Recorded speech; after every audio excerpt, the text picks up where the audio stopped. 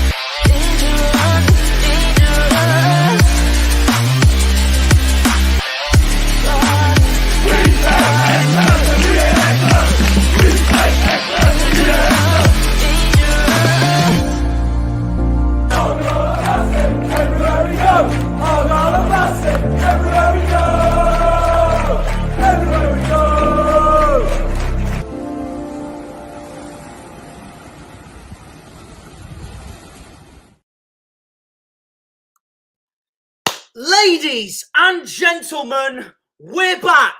We're back. A brand new setup on the channel. As you can see, I am sitting on a stool rather than on my bed because my laptop has now given up on sharing things for some stupid reason while streaming things. So instead, we have got a new setup on my Mac.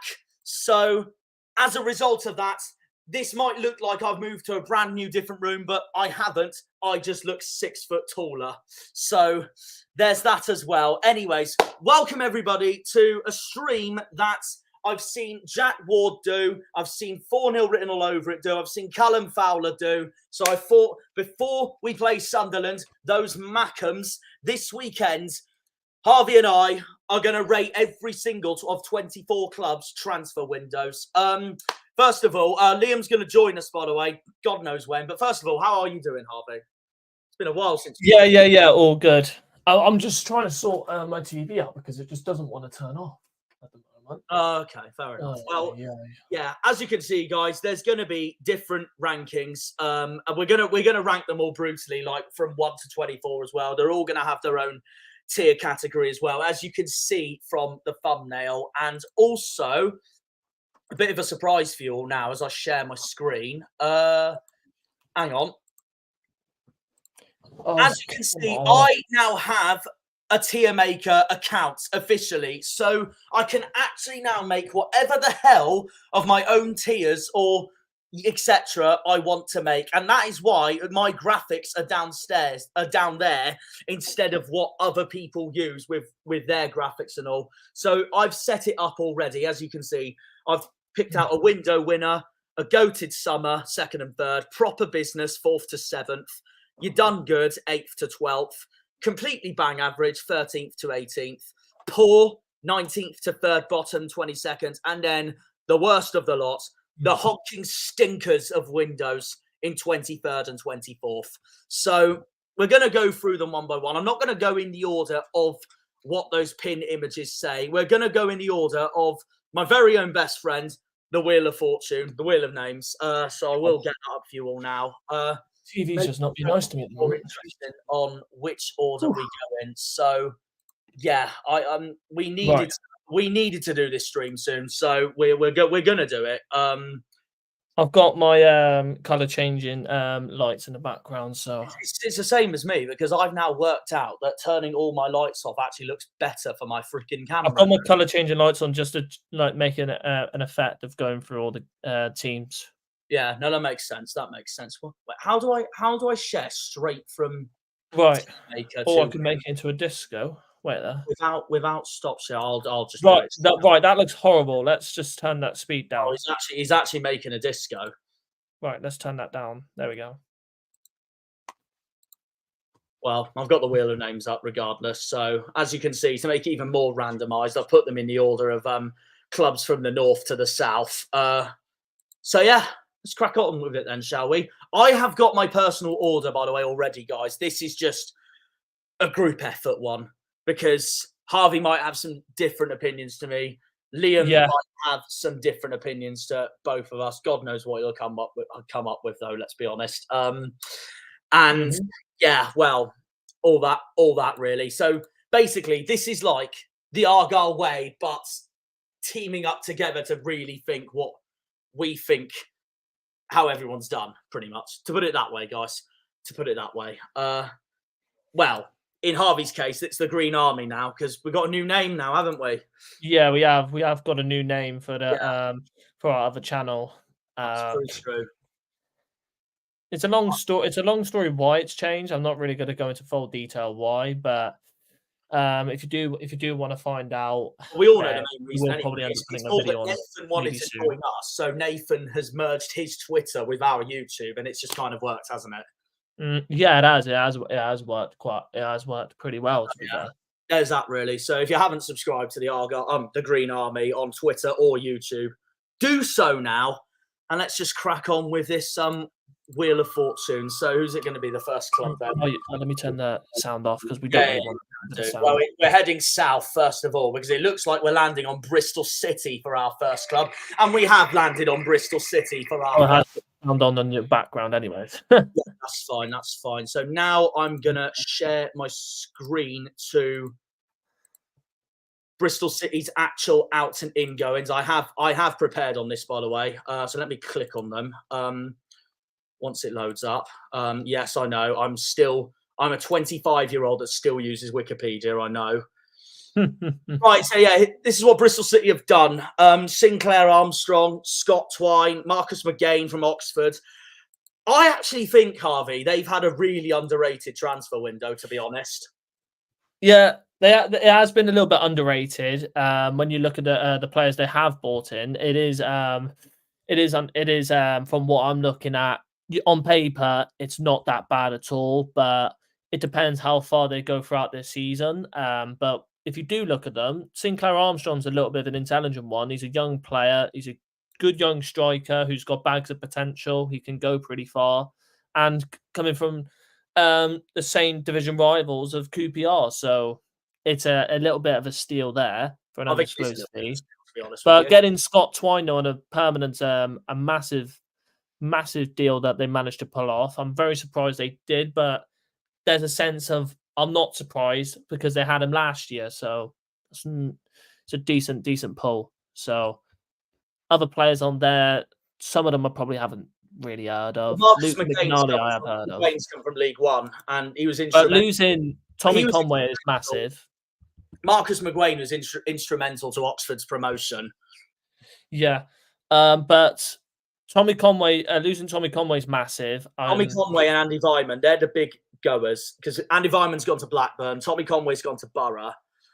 But no, what was I going to say? Well, Bristol City have done business with Oxford before. They did it with Mark Sykes the year before when Oxford struggled in League One. And also when they finished just outside the playoffs in 8th place. And I know they've signed from there before. So, and they've even taken a manager off them as well with Liam Manning. So they have a lot of business together, Bristol City and Oxford. Yeah. So, but to be honest, apart from Vyman and Conway, Bristol City, I think, have kept most of their squads. I've been pretty impressed with their transfer window. I don't know where you put them, but I put them in 6th in my personal one, in the proper business category. I don't know about you, but Obviously, if you do want to get the website up, because then I will could. I will get the website up. Yeah. Yeah. There's going to be a lot of this sharing out and in screens, guys. Obviously, for the predictions, the normal predictions, I know this is completely different to the transfer one, but under my predictions, I did put Bristol City. I did put Bristol City around mid-table because they usually do finish around mid-table. They usually do finish around mid-table. It's what you expect from a club like that. They've been finishing around mid-table or lower for God knows how many years, and it's been the same. It's just been the same. And I think their fans are probably like, when are we just going to fight? When are we going to actually fight and get playoffs? Or when are we going to get promotion? When is it going to happen? When are we getting relegated? Or when are we going to get relegated? When can it just happen, please? Because there's been no excitement at our club for years. But if you expect them to probably finish a little higher, I don't see it. But with the transfer window they've had, well, you've put Bristol City. Lucky I've got Discord up on my phone. You've put Bristol City 14th in your predictions. Yeah, I did. That's around mid-table then, lower mid-table. Yeah, and this transfer window, I actually thought they were really underrated. I put them 6th in the proper business. Yeah.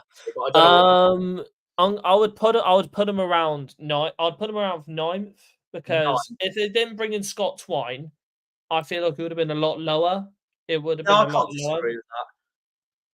I mean, I said 6th for my personal one, but obviously, I don't mind putting them. And if they didn't lose Tommy Conway as well, then that would have been that would have been much better. But they have got a replacement in with Sinclair Armstrong, but it depends how implemental he can be and how much of a replacement he is to Tommy Conway. So. Yeah, pretty much. So we'll stick with your done good then for Bristol City. Yeah. We'll move these around as we go along. We will move them around. So we're not just going to stick with the same one. We're going to move these around. We'll stick with your done good for Bristol City for the time being.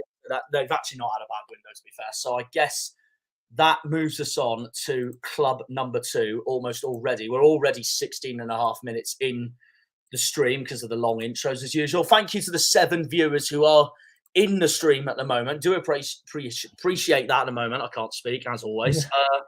So we're now going to move on to club number 2. Now that Bristol City's done over and done with, where's it going to land? Is it going to land south? Is it going to land north?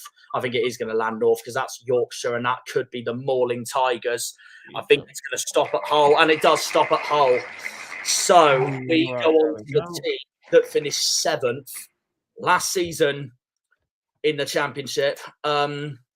Well, before I get Hull's up, I will be honest. Hull's unlike Bristol City, Hull's one of my lower ones. Meanwhile, Harvey, I don't know about you. They're probably one of my lowest, to say the least. They are one of my lowest. What hurt them last year was missing out on playoffs and obviously sacking their manager, Liam Rosenior, who obviously a lot of people are saying, with the team that he had, he should have finished a little higher. But there's some people saying he has done an all right job. It's around the middle. He's done an all right job, but with the team that he had, he probably should have finished a little higher. But the problem is for Hull, they spent so much money on loans, and the next season onwards, it's hurt them a lot. And obviously losing Philogene Bidays is a painful one. But look at this. Look at all of the losses. Jacob Greaves, Jean-Michel Seri, even Estupiñán's gone back somewhere to FC Oscar Estupiñán's gone. That's a Mexican club, FC Suarez. Also, Fabio Carvalho's gone back to Liverpool, obviously, as well. And Liam Delap went back to Man City only to sign for Ipswich. Like, they've lost so many. Oh, yeah, there you go. Is that all of them? Oh, no, there's another one. I am going to count the loans in as well. They have lost a lot. Fabio Carvalho, Liam Delap, like you said. What I will give them is that they've brought in Carl Rushworth, someone who we were linked with, who we didn't get at the end. He's come in. Abu Kamara's come in, who was at Portsmouth last season. And they've also brought in Liam Miller, who was, my opinion, Preston's best player last season. So Liam Miller was underrated at Preston. And I will admit, I will give Hull that, but I still think the outgoings outweighs the incomings, if that makes sense. Like, they've lost so much. Their outgoings, the money they got from Philogene, they haven't properly replaced him with the money that they got. They haven't really pumped the money into the positions that they really needed. Yeah, there's some players that have bought in, but it depends how well they do in this league. Cody Drame, it's a decent pull. It depends how well he does. Liam Miller, I'd say that's a good sign-in. Casey Palmer, I'd say Casey Palmer's actually a pretty decent one as well, to be fair. Not bad either, to be fair. And then I forgot they signed Alzate. Did they sign Alzate? Yeah, they did. Yeah, they did. They got him on a free agent. To be fair, that is a 3 that's only just happened the other day, so I'm not going to count it. But I mean, yes, it's still signing. But to be fair, Alzate is not a bad player. He's not a bad player. It's like Luton. We'll get on to Luton when we do, but it's like Luton. Like they've only just signed Victor Moses yesterday, someone who I loved when I was a kid when he was at Chelsea. But I'm not going to properly count it only because it happened after deadline day, if that does make sense. Even though fair enough. But it's still a signing, though. Free agents, you can still sign free agents. They still count towards your squad. So, but overall, if you're going to say Hull wise, well, I put them in poor in 20th personally. If I'm going to say right now, I'd say 23rd. Really? I'd say 23rd. Oh, fair enough. The problem with the outgoings is most of the players that they got on loan last season was so important in them getting so much higher in the table. And last season we all thought they would finish low in the league. The players that they had really boosted them into nearly a playoff contingent. Yeah. The players that they've rolled in now, you don't have them high-end or players that can actually get you pushing further up the league, further up the top half. It's just a painful thought that they've lost Philogene Fides as well, who was so key to their team, and all the whole fans saying, "Oh, he was one of the best wingers in the league." You don't have him anymore. What other winger do you have that's was so key into Hull literally getting so close to the playoff spots? Yeah. If they would have got in the playoffs, I wouldn't have seen them going up anyways. But they were still a pretty good team. Because where did I have them in last season predictions? I had them 11th, and they did finish 7th. So I thought they'd get top half. But losing Jacob Greaves as well is massive. Jacob Greaves, I personally thought was the best centre back in the league last season, and that is a massive loss. Yeah. I do see them being around the bottom half. I do see them probably being around 18 below. We've both predicted them to do shocking. Yeah, and I do see them finishing very, very lower than where they finished last season. You can say they overachieved last year, and the players that was a main part of their team are gone. I think it depends on the way you look at it for last season, but I said 21st. You said 22nd for Hull's predictions non-stop. As for this, I put Hull in poor 20th because I thought there was a side that did a lot worse than Hull. 2 worse sides worse than Hull, but I'm happy to put them in honking stinking window if that's what you really think. It was a pretty honking window. We'll put them there for now, and we'll see what other clubs say about that. Yeah, so it was a pretty honking window Hull there for now, because I do agree they've had such an awful window. So yeah, it's been very, very poor.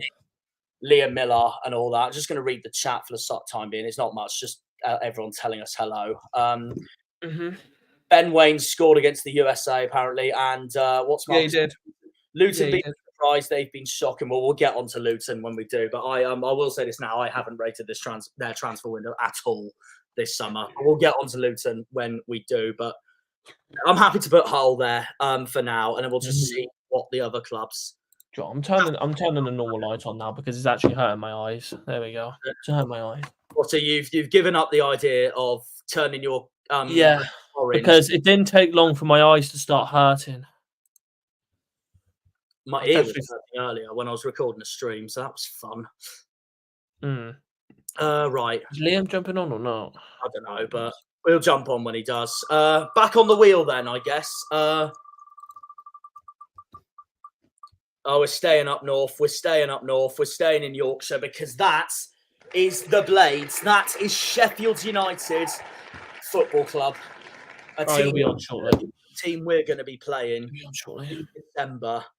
obviously, and against our former man Michael Cooper. He will be playing that match when we go to Bramall Lane in December. Yeah. So I'm gonna get their information up right now,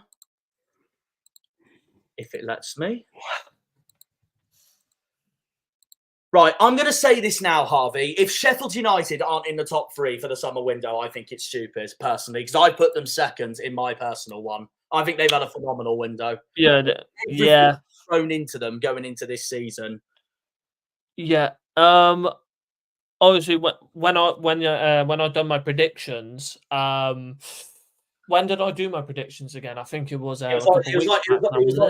It was literally the day before. Like we were both like the day before it all started. Well, I released my predictions video on the night we played Sheffield United on opening night. Oh yeah, the day before it all started. That was before Cooper left, and I did say that I was a little worried in Sheffield United's team a little bit, but bringing in Cooper from us, it pains me to say, but now that'll be their main keeper now for years. Oh, of course it will be. That'll be their main keeper now for years. It'll be their main number one for a long time. Michael Cooper, Tyrese Campbell, Harrison Burrows, Callum O'Hare, Kiefer Moore, Jamie Shackleton. Even though Tyrese Campbell is not really a great striker, getting him on a free as a bit of depth is very good. Alfie Gilchrist and Raksaki on loan as well. Raksaki is massive pull-in. I knew Palace wouldn't sell him permanently, but it's a massive pull-in on getting him in on a loan. Still a good signing. And who's gone out of Sheffield United? Jayden Bogle's gone to Leeds. Yeah, they replaced him well with Alfie Gilchrist anyway, so that's not really that bad. After watching Chelsea last season, I highly rate Alfie Gilchrist, and I love seeing him and Michael Cooper in the same team. I think that's class. But with their ins, to be fair, I'm very happy with that. I'm pretty happy with their ins. John Egan's gone to Burnley. When I look at it as an outside point of view, Wes Foderingham. Yeah, John Egan just left as well. Yeah, I did see that. Wes Foderingham, he's gone. I didn't realise. Yeah, John Egan went to Burnley. Yeah, well, he went to Burnley, but I didn't realise it only happened yesterday. Oh, yeah. Norwood's gone Stockport. Yeah, Ollie McBurney. That's Palmas, and then Daniel Jefferson. I knew Ollie McBurney would go anyways. He's been there for God knows how long. They had to get rid of him eventually. That's true. Wes Fodringham's gone. Max Lowe, I knew he would go. I believe Wes Fodringham's gone to West Ham as their backup keeper this season to Areola. Yeah, but with Sheffield United, though, getting rid of Foderingham and you're bringing in Cooper, what a replacement. So it doesn't really matter. That's very true. What a replacement. With their ins, if you go back to their ins, I want to have a look at their ins again. Yeah, he is there. Yeah. Callum O'Hara, brilliant pull-in. Sam McCallum, perfect pull-in as a free. Sam McCallum's a perfect pull-in. I think that is a great pull-in. I thought Stoke were going to get him, and then Sheffield United came in and pulled him out of their hands. I looked at those ins and I thought that's really good. And then I just look at their loans in Raksaki and Gilchrist. I'm like, frick me, fair play. Yeah. Even better. But Callum O'Hara, brilliant. Kiefer Moore, very good business. Yeah, to say the least. And obviously Michael Cooper. It's not just that though, Harvey. All these players. And I forgot they signed Jamie Shackleton. So that's probably why they've done a bit of business there, Leeds. Probably because all these players are championship quality. I will even stick my gut and say Raksaki's a championship quality player. It's a stunning. I had a feeling that Leeds did business with them, but I didn't think Sheffield United took a player off them as well, Jamie Shackleton. I forgot they did. The year we went up to the championship, Raksaki was my winger of the season when he was at Charlton. Him and Connor Chapman. Raksaki deserved to prove a point in the championship, and I think the move to Sheffield United was the perfect move for him. In that game at the Valley. And then Kiefer Moore. No, nothing else needs to be said. It's a good striker for the championship. It's brilliant. Look what he did for Ipswich. Look what he did at the end of the season for Ipswich. Absolutely. Honestly, I think if they're not in the top 3, Harvey, it's stupid. They're my seconds, personally. Oh, yeah, I'd say the same. I'd probably say third. I'd probably say third. There's someone else who's my number one, and we'll get onto that. But Sheffield United have to go in goated summer for me. Yeah, Sheffield United. I'd say Sheffield United third. Yeah, they do deserve to be there. It was they didn't really sell anyone that was really a key part of their squad, and getting rid of the deadwood. They've got rid of most of the deadwood in their club, and they've brought in very, very good players. Good loan signings in Raksaki. That's a very good young player that they brought in. Very exciting player. And Michael Cooper. They needed a new keeper, and they got one. And it hurts me a lot, but well done to them. They've got a good keeper. It does hurt. Many years. Hurt me as much, if that makes sense, because Cooper's been with us for 7 years, so I'm not surprised he wanted to look for a new challenge. So, and I've got to wish it was going to happen. It was going to happen. And let's be honest, it could be worse. He could have gone to a Stoke or a Portsmouth. Yeah, Callum O'Hara on a free was a brilliant signing. Meanwhile, no, I'm happy for him, and we've got 2 new keepers. Well, 1 new keeper, but 2 of them that are now competing for that number 1 spot. And one of them injured now, so one of them injured now. Daniel Grimshaw's going to be starting this weekend against Sunderland, so we can actually see what he's capable of and what he can do. I'm kind of excited, really. But it's what we signed him to get excited for people like this. Mm-hmm. But yeah, Sheffield United third. That's my opinion. Yeah, no, fair enough. I mean, I got them second. It's the same category, so we're going to leave them there. Brilliant summer, honestly, for the Blades. For given everything they went through at the end of last season, like I just think it's justified, honestly. Mm-hmm. Brilliant transfer window. So we'll move on to club number 4. We'll let that wheel cook for the time being. I might actually get my own wheel at this point, because they start to sell them on Temu for like 20 quid. I'm genuinely tempted. But the next club we're going through is Coventry, who Sheffield United signed Callum O'Hare from, coincidentally. So Coventry, they've had an okay window. We'll get on to who they've brought in and all that. They've brought some incoming ins, but I did not expect them to lose someone like Callum O'Hare, which I do think is a bit of a blow for them, if that makes sense. Probably the same as Michael Cooper for us. Probably wanted to move on to a different challenge. And it's exactly the same. He just wants, I'd say, different challenge. And Sheffield United is a perfect move for him, and plays next to his former teammate, Gustavo Hamer. So it's a perfect move. We'll look at Coventry's outs first. So Callum O'Hare's gone. Matt Godden's gone to Charlton. Casey Powell's gone to Hull. Yeah. You know what? Before we go, and we'll look at the ins as well. These are the 2 ins that stood out for me. Thomas Asante from West Brom and Jack Rudoni from Huddersfield, who I thought was one of Huddersfield's stronger players going into last season when they went down. That's some of to lose him on a free, though, Caitlin, is very shocking business. I agree with that. You know what though? I'm going to be honest. I'm going to look back at my my personal tier list on this, but I originally put... do you know what? I'm starting to think that, losing O'Hara on a free is... I originally put Coventry very, very poor. because I thought their incomings was you're done good, but some of their business hasn't been great. I might actually move them lower, and I won't complain if I move them lower than 8th. The only good signings that you could see in that list is Brandon Thomas Asante, who's good depth in that striker position for Ellison's and Haji Wright. And Jack Rudoni, who I agree with you, Jack, I do rate, but no one else. But that's what I mean. Literally no one else. And they brought in a new keeper as well, didn't they? Oliver Dovin, Well, I look at this thinking, I thought it was a stronger transfer window than before, but now looking at some of these outings, it really hasn't been that strong for them, has it? Given everything they've been... Oh, yeah. Binks has been good. And pundits have been Caitlin. Binks has been good. Fans thinking they'll do well this season, me included. I had them second in my predictions, and they've lost so many. Well, not so many players. They've lost a few key players, but season-wise, they've started really slowly. There's not a repeat of last season. They've started slowly already. Yeah. But so I'm not crying, everyone. I've just got my eyes are just watering. I'm not going to base their transfer window on the start they made, though, obviously. But if I was crying, I'd be crying at the fact that Argyle has lost fucking Michael Cooper. So there you go.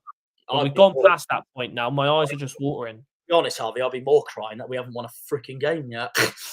Don't worry, it could be worse. You could be Cardiff, or you could be Preston, or you could be someone else. Luton, Or you could be Luton, actually, who's had the worst start they could have imagined. Cardiff and Luton are the only two clubs lower than us, so that's the only two. But Preston's also been awful as well. Preston have been awful, and Sheffield Wednesday. So there you go. Let's just move on.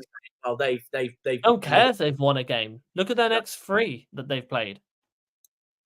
Let me just get the tier list back up, but bear with me a second. So. Right, in my original one, when I did this in my own time, I actually had Coventry here in 8th, but I'm happy to move them down if you think they've done worse. I'd say 19th.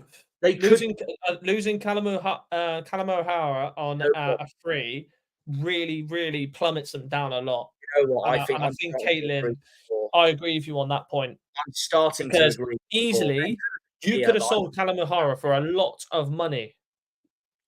A lot of money. And how important he was to that team last year. I mean, what else can you say? I'm starting to agree with you now. Thinking about it, I'm happy to put them. I thought I've overrated them, so I'm happy to put them here or here. Yeah, poor. 19th because for now. And yeah, bringing in Thomas Asante, good signing, but it depends how good he will actually be. I thought he was all right at West Brom, but for Coventry, will he get in front of Ellis Sims that quickly? Because look how much they spent on Ellis Sims, by the way. So, I don't know.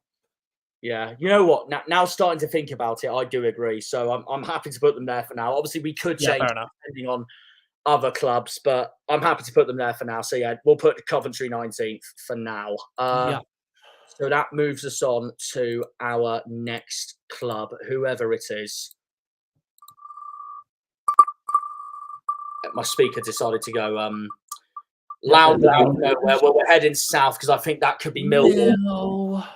And that is Millwall we're landing on. So we're off to the men next. So, well, I've rated Millwall's transfer business. I can't lie, Harvey. We'll get the names up in a minute, but I've seen who they've signed, Tanganga being one of them. And they've had even more pressure this season with, obviously, their goalkeeper passing away in the summer, which is obviously, horrible news and even more stressful to try and bring a new goalkeeper. Oh, yeah. Obviously, rest in peace, of course. Rest in peace, of course, because it came out of nowhere. It really did come out of nowhere. And of course, it's always hard to see one of your current players pass away in that moment. And it's not just so heartbreaking, honestly. And he's a good keeper. And honestly, he is a good keeper. He was a good keeper as well. But obviously, there was a lot more pressure on Millwall to get a perfect replacement in at that time, as I feel they were good in that goalkeeping category. But I feel like they've, but other parts on the pitch, if you can say so, at this point, Femi Aziz, perfect. Oh, fantastic! We were linked with him. Tanganga, perfect. Langstaff, perfect. Fantastic window for Millwall. Personally, They've brought in brilliant players. Femi Aziz, I believe Lucas Jensen is the replacement of. They've brought in an Ivanovic regen. Liam Roberts from Middlesbrough. They've brought an Ivanovic regen. Oh, they have as well. They have, yeah. Mihailo Ivanovic, centre forward. Yeah, what a regen. And then obviously Josh Coburn's coming on loan. I think that's strong. That's also a good signing, and he's already scored twice for them, I think, as well. They had to bring someone like him in as well, because people like Kevin Nisbet's moved on to Aberdeen. Zian Fleming's moved on to Burnley. So yeah, Sarkic. Personally, I think it's a very good window for Millwall. I've got to put them in the top half personally, Harvey. I don't know about you. Yeah, top half guaranteed for that window alone. Macaulay guaranteed. Looking at him now, it annoys me because we were in for him, if you remember, in June, and then he said in his press conference at Notts County that he wanted to stay at Notts County to get them up to League One, and then out of nowhere he joins Millwall. Yeah, but when they put in a good bid, you can't reject that. So. Sure. And remember, look at his age as well. His age as well is a different factor for number one. And number two, he wanted to stay around that area, so he didn't want to move down. So I don't blame him at all. So that's the perfect move for him. No, that makes sense. Right, we'll get. Yeah, he's 27. He's It's 27. still a good age, but He's only 2 years older than me. he's played 4 games and hasn't scored yet. But I feel like he will end up scoring eventually. Yeah, no, fair enough. So, Well, I'm going to say this now. Millwall are my dark horses to being goated summer. I actually put them third. I don't know about you, but I thought they had a fantastic. Obviously, we did put Sheffield United third. I put Sheffield United third. I will say I will stick them fourth at the moment. Proper business. We'll put them in. It is proper business from them. They've brought in a good striker in Josh Coburn and Macaulay Langstaff. They've got good depth in that striker position. They're all sorted. A very good centre back.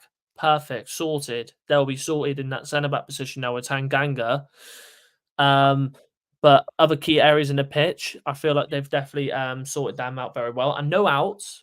They've probably mostly sent players out that obviously out of contract. But apart from that, I feel like they've had a pretty decent window. And bringing in Callum Scanlon as well from Liverpool on a loan as well. Ryan Wintle.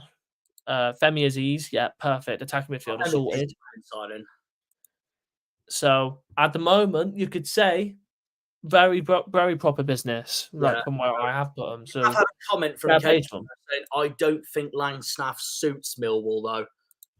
Do you know what? Do you know what suits Langstaff to Millwall though? He would most likely be one of them players that would be so impactful in the long term. It may be one of those opinions though, where he's not fully ready for the Championship coming from League Two, but we have seen players. To be honest, we can't say that because there probably will be some players that make that jump and they won't be used to it. We've seen players make the jump. We've seen players go from League Two to the Championship, and they've delivered. Or we've seen players that has played through every league, from National League to League Two, League One, and look at what's his name? He was at Luton. Oh, what's his name? He was at Luton, and he was there since the National League days. Ogby? No, I don't. What was remember his name?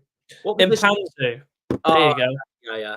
Mpanzu. He's been there since the National League days. And he's still there now, isn't he? He's still there now. Yeah, it's Mpanzu. Yeah, Caitlin's confirmed it. Yeah. Yeah, and he's still there now. So there's players that can do that. They can go through every league and still be their key player, but it's rare to see players do that. But you've got to give them time. Yeah. Thank you as well, Caitlin. Yeah. We're happy to give Langstaff a time. I think he will end up scoring. I think he will end up start scoring goals. But Coburn, perfect as well.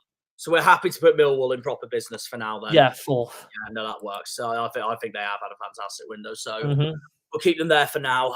Going on to our next club.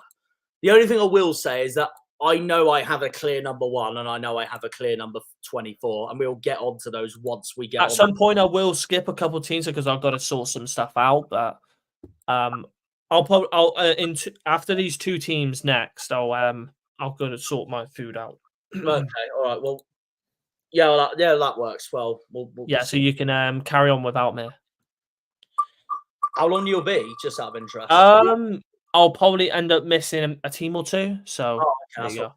Well, then at least I can get Sheffield Wednesday done. That's good. You can get Sheffield Wednesday done. But no, I was just going to say, well, when you come back from doing your food, I'll do quick reviews. And we'll see what you think. Yes. I'll do quick reviews. And hopefully Liam's on by then because he's becoming a part-timer. It saves like not just me being the voice of reason, if that makes sense. Yeah, fair enough. That's also why I've done this live stream in the first. He doesn't get chances like that, like he got at Notts. Yeah, that's true. But the difference between that, well, look at the league difference. That's the major factor you've got to look at. He was playing in League Two and the National League, and now he's made the jump to Championship. It's going to be a lot harder. But Jamie Vardy did it. Jamie Vardy did it. Yeah, absolutely. Look how well he played for Leicester when he joined them. Right, well, here's Sheffield Wednesdays. Jan Valery, Ben Hamer, Ingleson, Jamal Lowe, Nathaniel Chalobah, Ugbo, and the main outs. They don't really have many main outs, to be honest. Well, if you look at the players that they did end up sending out anyways, Will Vokes went, Reece Jones went, Lee Gregory went, former scum man. He's gone. Warwick Backinson went to Wickham. Oh yeah, and Will Vaulks has got Oxford. George Byers. I'm going to say one. this now. I do think Vaulks and Byers are big losses because I do rate them, and I think Oxford got a cracking. I've always rated Will Vaulks. They've got a cracking signing there with Byers.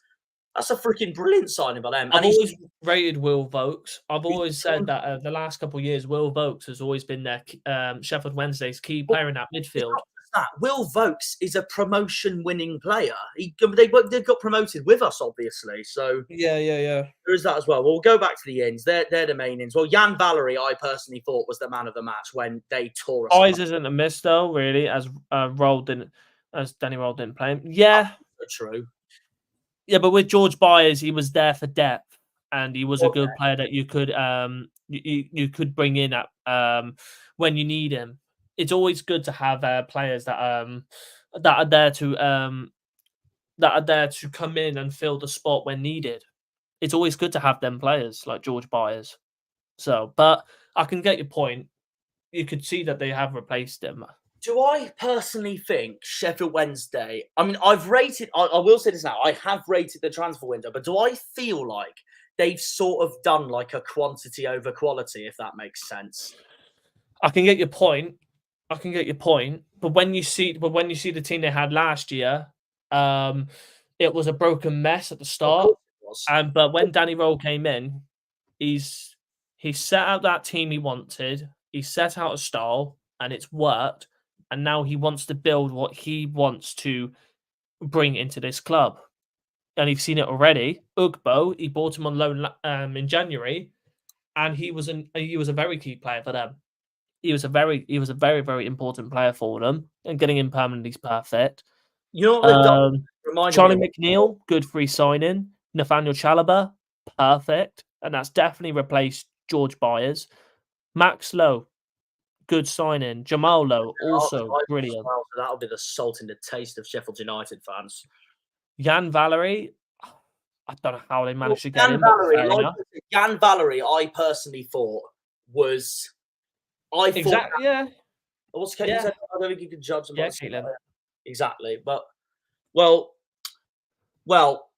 we say that, but they have been really poor. I didn't think Sunderland would. I'd say, I sort of disagree, only because I had Wednesday to beat Sunderland and they didn't.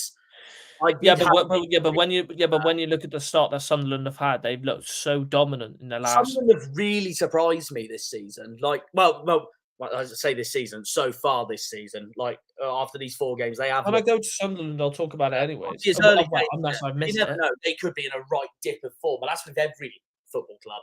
But they have started promising. But Sunderland, I thought Wednesday would win there at the Stadium of Light, and they didn't. I did think they'd lose to Leeds, to be fair, so that one can be justified. Millwall, I only had them to lose at Millwall because Millwall, I knew were looking for their first win of the season. I still thought they looked really good with like Duncan Watmore and all that, and they got that first win of the season. They have not been the same team ever since they thrashed us on the first day. But like I was just going to point out, Jan Valery was my man of the match when they tore us apart on opening game. So I do think that is a cracking signing for them. But I don't know. What would you say about the transfer window? I actually don't think they've done that bad. But like we can say, you can't rush wins with a team that's with players that's just joined. You've got to gel together to win games. You've got to gel. You're bringing in new players. You've got to gel together, and you've got to connect with players that have been there. They're still there. Barry Bannon is still there. Liam Palmer's still there. And they're now pushing into a new style that they've never played before. The weird thing last season they were good. It was out of nowhere. The second half of the season. It was out of nowhere as well because Barry Bannon and Liam Palmer, they both said that they were going to leave Sheffield Wednesday this summer for a new challenge, and they've ended up staying put. I knew they wouldn't leave anyways. So originally, I actually had Sheffield Wednesday up here because I thought it was a good transfer business, but I'm happy to move them down to done good or completely. Yeah, and like I said, I agree with Caitlin as well. You could either say 11th to 13th, or you could probably say 11th to maybe 15th. It's because of the way they started, but now they've really dropped off.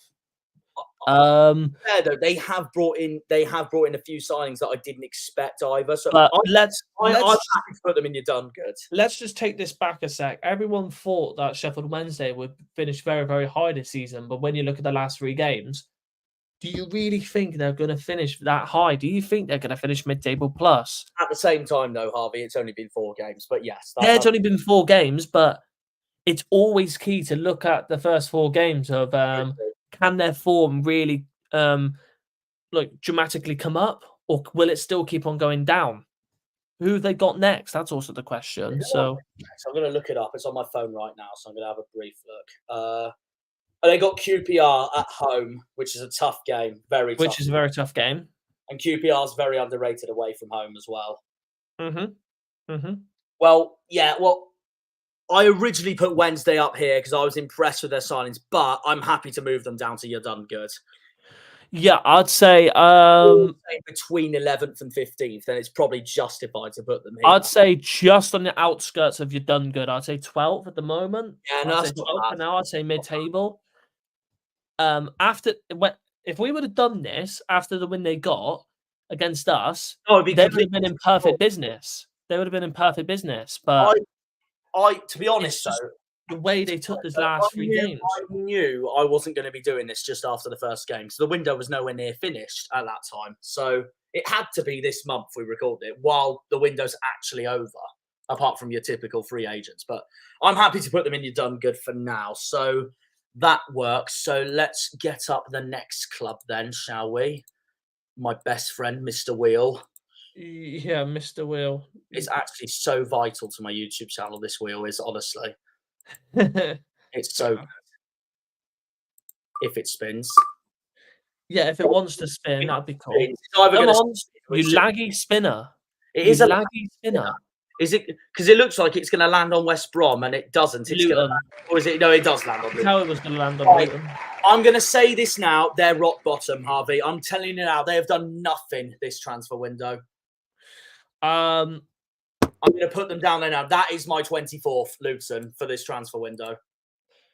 And I said at the start that Rob Edwards is one of my favourites to get the sack early on. He might get sacked at us. Yeah, we might sack. He could get sacked at us. I will say this, though. If Rooney does end up the manager not for us, I actually wouldn't mind, depending if we can afford him, I actually wouldn't mind. No. Would you don't not want Rob Edwards. Do you not want it? No, I don't want Rob Edwards. No. Fair enough. Fair enough. No. I do rate him. No chance. So I'm sorry, but no chance. Yeah, fair enough. Well, this is all we have done this transfer window. Mark McGuinness, Victor Moses, I'm not going to count because that was yesterday. Yeah, I know, but if I would have counted it, yeah, Victory Moses would have probably counted in my eyes. Go into Giles, Barkley, John McAtee, Chidozie Ogbean, which I think is huge. I think that's a mental signing for Ipswich. Ogbene, I can't believe they lost Ogbene though, which was so surprising. That's what I mean. I can't believe they lost. Oh, hello, Liam. Oh, he's joined. Hello. So and good that you've come in because I'll be going to make some food after this one team, so you can fill in for me. Oh, yeah, you can for the time being, yeah. Which would be great. It just depends. Yeah. Honestly, honestly, if they're not in the bottom 2, Harvey, I genuinely think it's wrong. Honestly, I think they've had a shocking window. Yeah, they haven't really bought in anyone. Can't. Yeah, Shandon Baptiste, but I can't really defend. Barkley and Ogbene, losing them and you can't replace them is shocking, really, to say the least. I really can't put them high. I am gonna put them bottom. I honestly, I know this. And I did put Hull bottom. I did put Hull 23rd. So yeah, I'm putting Luton bottom. Luton bottom, please. Luton bottom, please. They have had, in Liam and Daryl's words, a cack window. Now the only is absolutely cack. The only way they can rescue it now is January.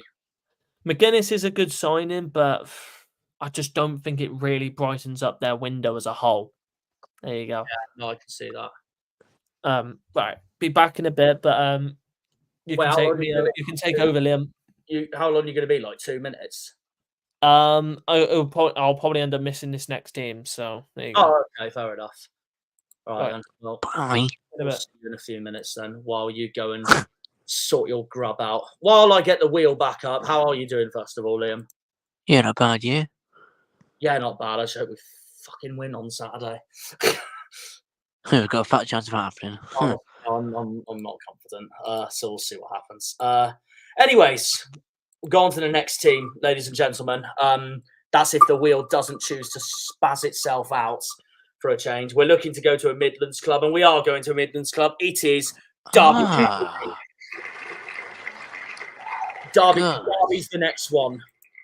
The Rams, as Liam's proved there, the Rams is our next team to go through. Obviously, just got promoted from League One, of course, finishing second to Portsmouth. Paul Have Ward. we done the other sheep yet or not? Or have you done the other?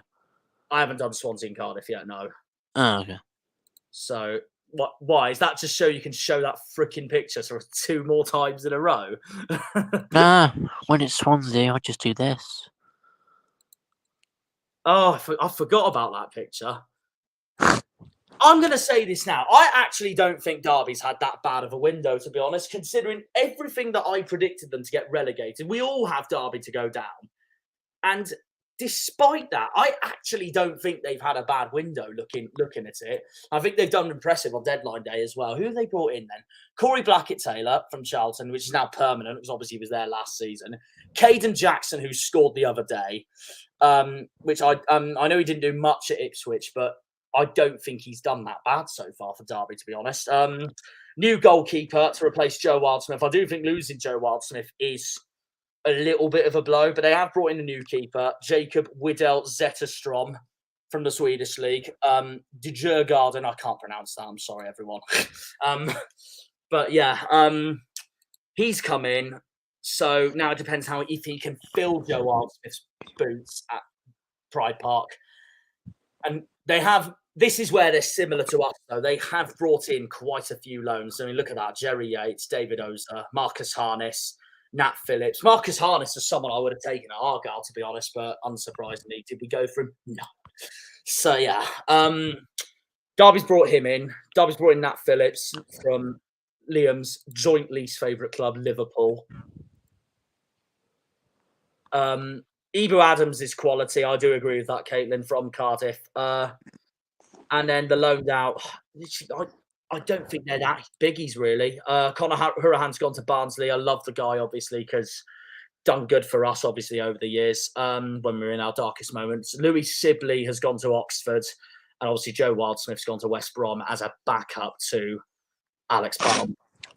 Dwight Gale's obviously out as well. But no, I honestly, and I spoke to, I'll give him a shout out as now before Liam goes, oh God, here we go. But I'm going to give Connor a shout out now. I spoke to him the other day on the 92. I actually think Derby's window, and we both agreed on this. We both think Derby's window is quite underrated, to be honest with you. So I'm going to get the tier list back up. I don't know what you make of Derby's window, Liam. Yeah, it's been good. Considering that we both have them to go down, I actually don't think they've done that bad, to be honest. I mean, considering they were really poor in pre-season. I mean, I know pre-season doesn't mean anything, but when I watched their games, they were so poor. But fair play to them, really. They brought some not bad. I'm going to put it out there now, Liam. I'm going to put them in your done good between Bristol City and Wednesday. Yeah. I don't know if you agree. I do see them beating Cardiff on Saturday. If they do, fair play. I mean, is it at Cardiff or is that Derby? It's at Sheep. Oh, yeah. But which sheep? They're both sheeps. Oh, yeah. I was quicker than I thought. Don't worry. We're on Derby, Harvey. We've put them in your done good. I thought they've had a very underrated window. See, this is a tough one for Derby because they have had made an alright start to this season, but I'll get their players up again for you. With the wins that they've had, I think they're good wins, but the performances just doesn't suggest me. Derby's wins have come from home, not from away. Maybe they're trying to go through what we went through at the start of last season under Shuey. Only good players that I could say were very, very good in my opinion. Caden Jackson, brilliant. David Ozo, what a fantastic signing that is. in my opinion. We were after him as well. Phillips. The fact Nat Phillips, perfect. Marcus Harness, brilliant. They're good players that they have brought in. I'm going to say this now, and I don't know how many will agree with me on this. I reckon out of the 3 promoted clubs, they've had a much better transfer window than Portsmouth had. However, they have not had the transfer window Oxford had. That's the way I see it. No. And that's why I've put them in. That's why I've put them in. If I get the bloody tier list back up, I put them in. You're done good between Bristol City and Sheffield Wednesday. But I'm happy to maybe move them. But I'm happy where I know that, Caitlin. Actually, yeah, Abu Adams is good as well. I agree with you on that. While you were off the air, we've put Derby between Bristol City and Wednesday in. You're done good. Yeah, 11th. I agree with that. Yeah, no, I agree with that. All agree with that. So, No other words needed. Yeah, no, I think they've had a very underrated window, so I'll give them that, absolutely. So that moves us on to our next club. Argyle has not been drawn out of the wheel just yet. So we'll see. Yes, computer, I have removed the name Derby. Let me spin. The wheel's been very laggy tonight, and I don't know why. Well, that's going to be one of Norwich or Watford. It's Watford. That wasn't even a spin. The wheel of wheel's fortune lagging, man. is being fraudulent. I don't know why. I think I've jinxed it ever since I said this. I've jinxed it ever since I needed. I've said that this. Keep them on there and do a proper spin. Keep them on there and do a proper spin. No, I'm not doing that. The name's been drawn. So what? So you can close it anyway, so it doesn't remove it. So that's that. Well, yeah. Well, the wheel's just decided to brick itself, basically, to put it bluntly. Everyone, it's mugged us off, lads. It's mugged us off. I called it my best friend on the internet, and then it just does that. And now it's mugged us off. Well, Watford it is. There's their incoming, Sissoko, Ogbonna. That's what I think of that spin, boys. What? I missed it. What did you put? I put in the private chat. That certainly wasn't a really good spin. Oh, right. Okay. All right. Right. I see.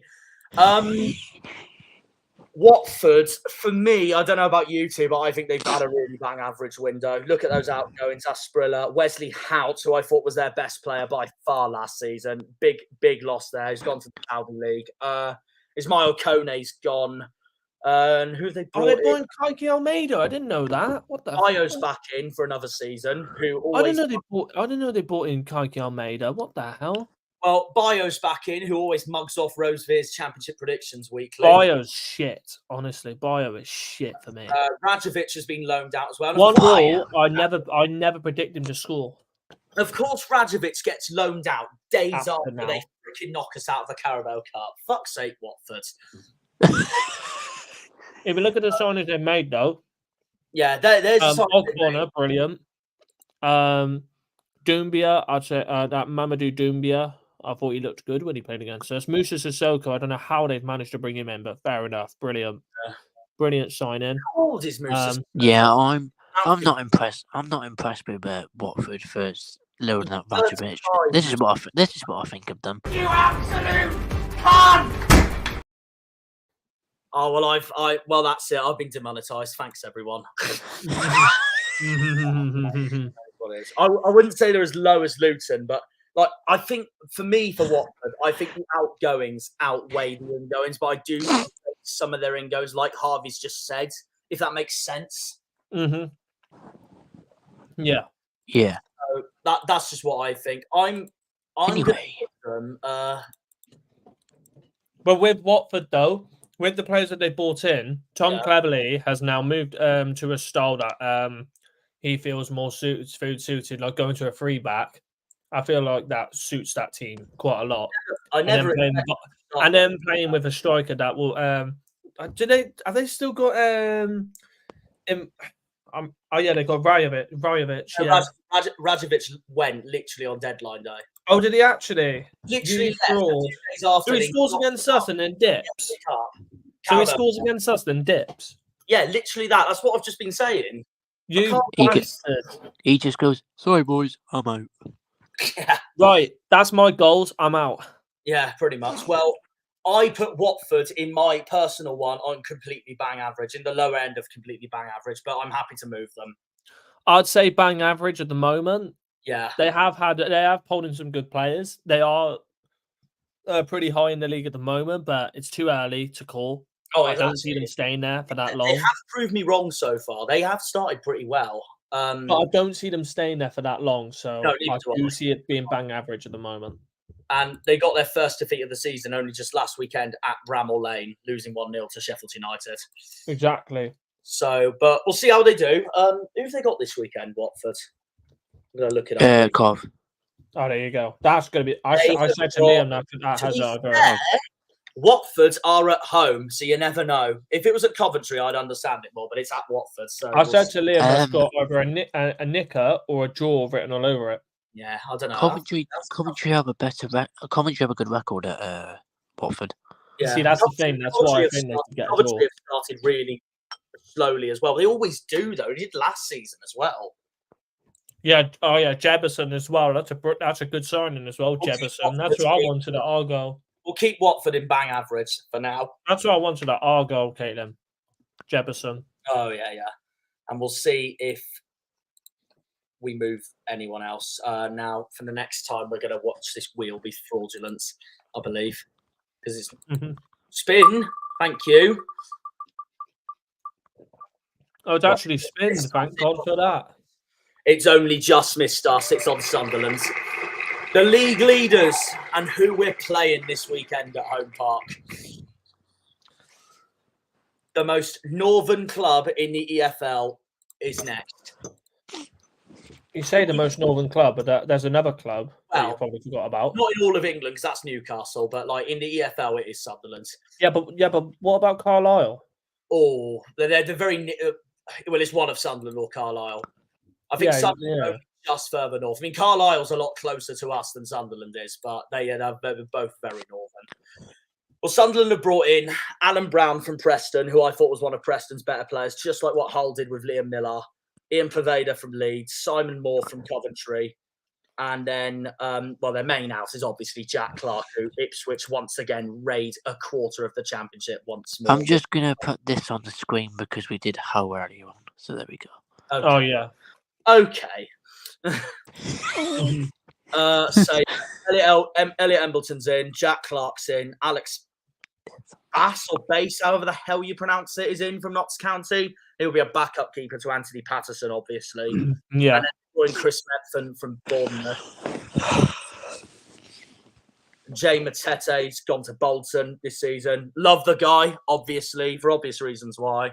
The players that they loaned in, can you go back to them as well? And the players in. Samed and Chris Metham's a good signing. That's really solidifies their centre back position a lot. But if you go back to their ins as well, I do feel like they have. I do feel like they have replaced Jack Clark with Ian Poveda or. It would be in. I can't remember the other player that they've got now. Was it Mundo? I forgot. Yeah, his name. Mundo. He's Mundo, been yeah. so far. But the players that they bought in, I feel like they have pulled off an instant impact. They have played very well, and that's why they're top of the league. They can do it the whole season. But Ian Poveda on a loan's a pretty smart signing to say the least. And we've got to face these lot this weekend. Lovely stuff. Losing Jack Clark is very, very painful, but it was expected. Sunderland fans and other fans as well. We all knew it was going to happen. We knew Jack Clark was going to leave. I will say this though. I knew he was going to leave, but I didn't think he'd go to Ipswich. I thought he was going to go somewhere else. Ipswich is a more suited team. That's more suited. I thought he was going to go to like Everton or Southampton. No, they've already got enough wingers as it is. I think Southampton put a bid in for him as well, and Sunderland rejected them. The problem is with that is Everton's already got Jack Harrison and Dwight McNeil. They don't need another winger. He wouldn't get in front of them. And it's the same with Ipswich, though. Like, look at the squad depth Ipswich have brought in now with Jack Clark and Sammy Schmodic to go alongside Amari Hutchinson, Connor Chaplin, and it's mental. They've done so well this year. If I was doing a Premier League one right now, I think Ipswich probably would top the window winner. Yeah. But Ipswich have been a window winner for like the last 3 seasons now. They've done crazy. They've spent a lot of money as well. They have spent a lot of money. Well, personally, for me, Sunderland goes in, you're done good. But I do think they could be here in back average at the top end of it. But I don't know. Where would you boys put them?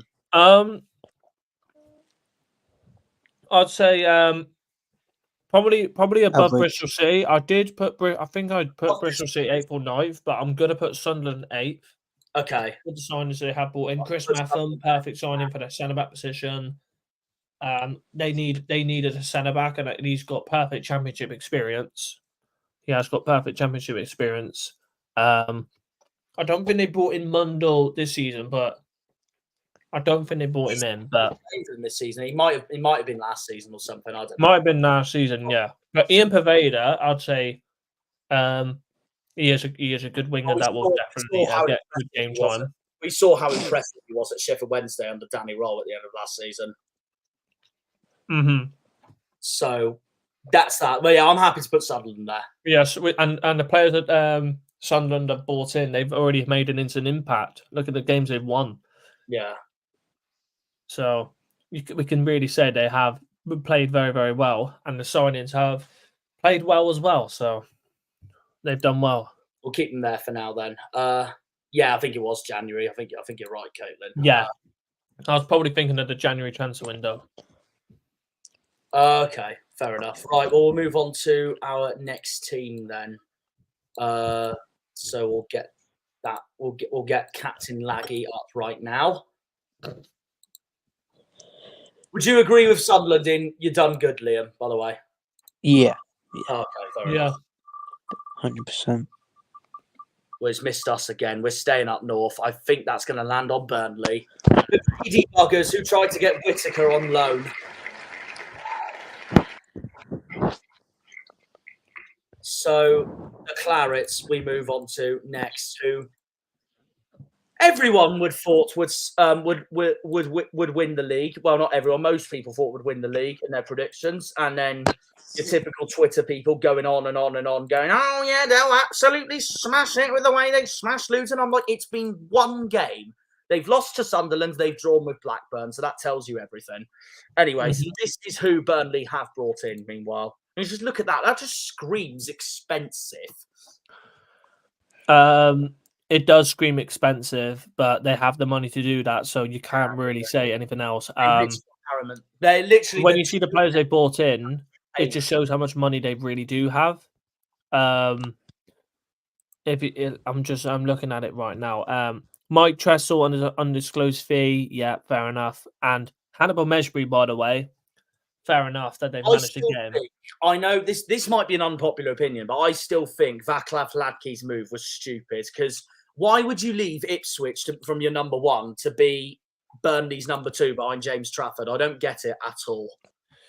But you can most likely say that he probably got told that he was not guaranteed to be a first choice keeper. I don't know. I mean, I don't know what was going through their heads. To be honest, if I was Hladký, I would have stayed. Yeah, but he was probably told that he wasn't going to be guaranteed a first choice keeper. So there must be something going on there.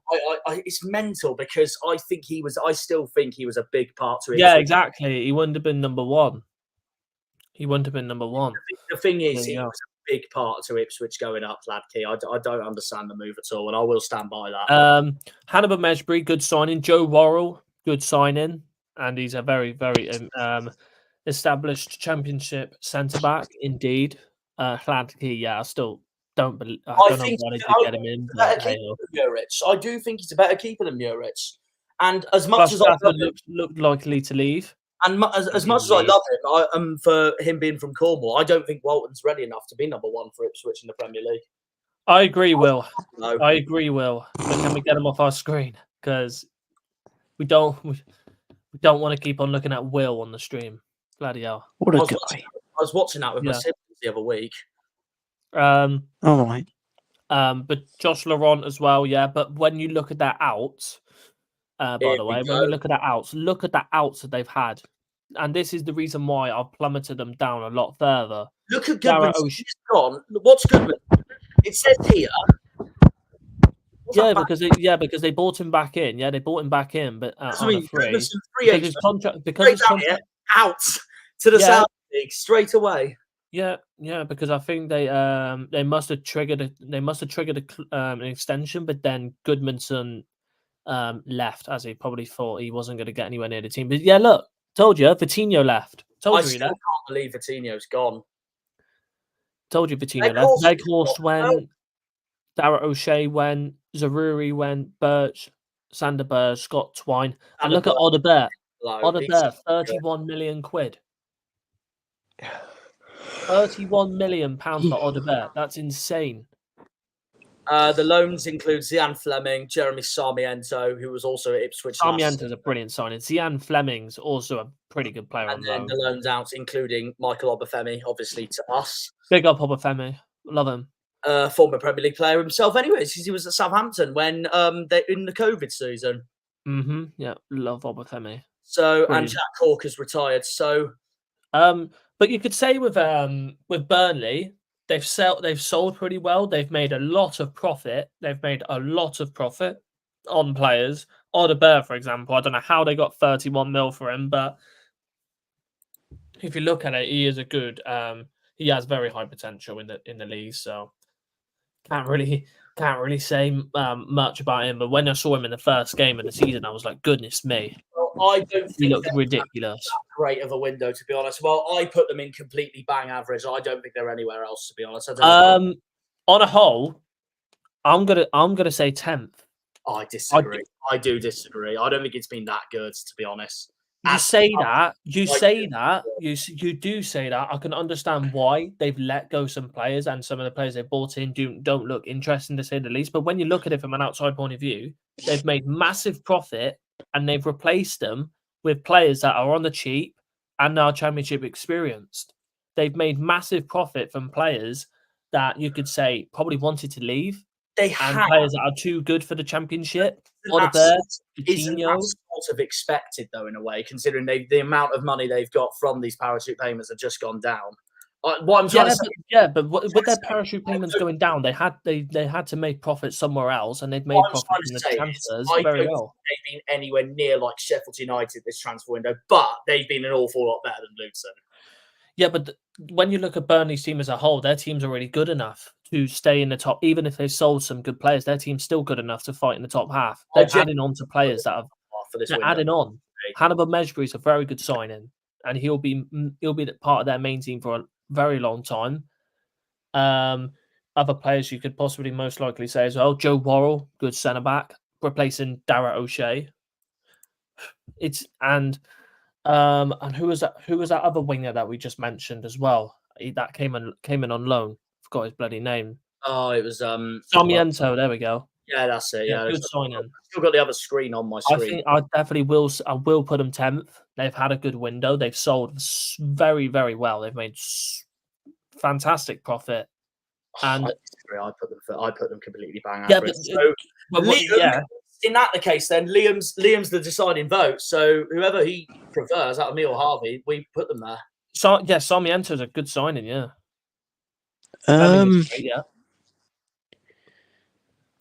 If you put him in completely bang average, I can see why, because they've sold. If he agrees with me, I'll put them in bang average. If he agrees with Harvey, I'll put them in your done good. Yeah. They've done all right, so I'll go done good, I reckon. You reckon? Yeah, for me. I'll put them there for now. Okay, ahead of Wednesday or below Wednesday? I'd probably say you could put him between Sheffield Wednesday and Derby. Yeah, fair enough. Yeah. So that's 11th. So yeah. We'll put them there for now. And again, it might. Honestly, they've got a good enough team as it is. They've added on to that team, but they've sold players that they've made massive amount of profit on. They could use that money in the January transfer window, and they can improve on that team when they don't even need to, because it's already good enough. So you could see that Weghorst wasn't going to stay anyway. So some of those players were never going to stay. So they've done well. They've replaced some of their players very well, actually, to say the least. Yeah, fair enough. Well, I'll keep them there for now. I personally don't agree, but since it was 2-on-1, it's fair at this point. So I'll keep them there for now. So that brings us on to our next club for the time being. Again, this all might change depending on where we put all the rest. I wonder if after this club, we're halfway through. So, and we are heading south this time. Right, I'm stopping it now. These are my window winners, without a doubt. These are my window winners, no brainer. Yeah, they go first for me as well. No, they go first for me as well. I'm not even going to say anything else. Have to be number one. Like it's just fraud. Can we just not go through their transfers and instantly just put them first, please? Oh no, I'll still go through them just to be fair, but it's fraudulent if they're not number one. They have had a phenomenal transfer window. Yeah, you can't keep players unhappy. And I know people will look, and I know people will have a look at it. Like Caitlin's comment will just say like, "Oh yeah, Oxford, they needed to do it." But the thing is, they needed to do it, but they've gone and done it. They've just gone and freaking done it. Basically. They had to do business, but they've done the business the right, proper way. Exactly that. Look at that. Sariki Dembele, Matt Phillips, Placheta, El Mazzuni, Will Volks. Even though I don't even rate Sariki Dembele that much, he is all right. But when you look at it from another point of view, Louis Sibley's a good pull from their rivals as well. Will Volks, good signing. The outs and the loans. And I swear they bought in. One of the players. They bought in another player from. They bought in a player from Indonesia. I swear, but he's not even. Is he even on that list? Marcel, there he is. Ferdinand. Yeah, there you go, Ferdinand. I thought they did. Matt Phillips, brilliant. Matt Ingram, perfect. Placata, brilliant. El Mazzuni, good. They have to be number one, or it's crazy. They have to be number one. And Dane Scarlett, yeah, that's also brilliant. I do agree with Caitlin that the only one not too sure on is Scarlett because I don't rate him at the moment. He's still young, and Very obviously young. I know you're going to say that because he's Tottenham player as well, but and Portsmouth, but yeah. But to be fair, like you said, having said that, he's still very young. But no, he's like 1918, so he's got loads of time.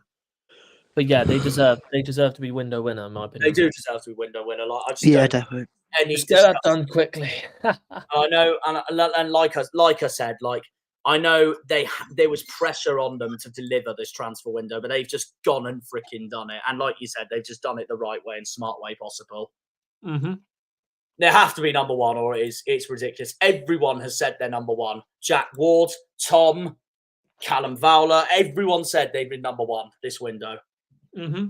And I couldn't agree more. Brilliant window from Oxford, and the performances so far have shown it with their home wins over Norwich and Preston. They got Stoke this weekend at home, and I hope they freaking destroy Shuey. It'd be lovely. Mm-hmm. Get revenge. Yeah. Right, so now we're halfway through. Who is going to be the next club? Oh, it's Pompey. God help us all. Liam will return now. There you go. Told you he was still here.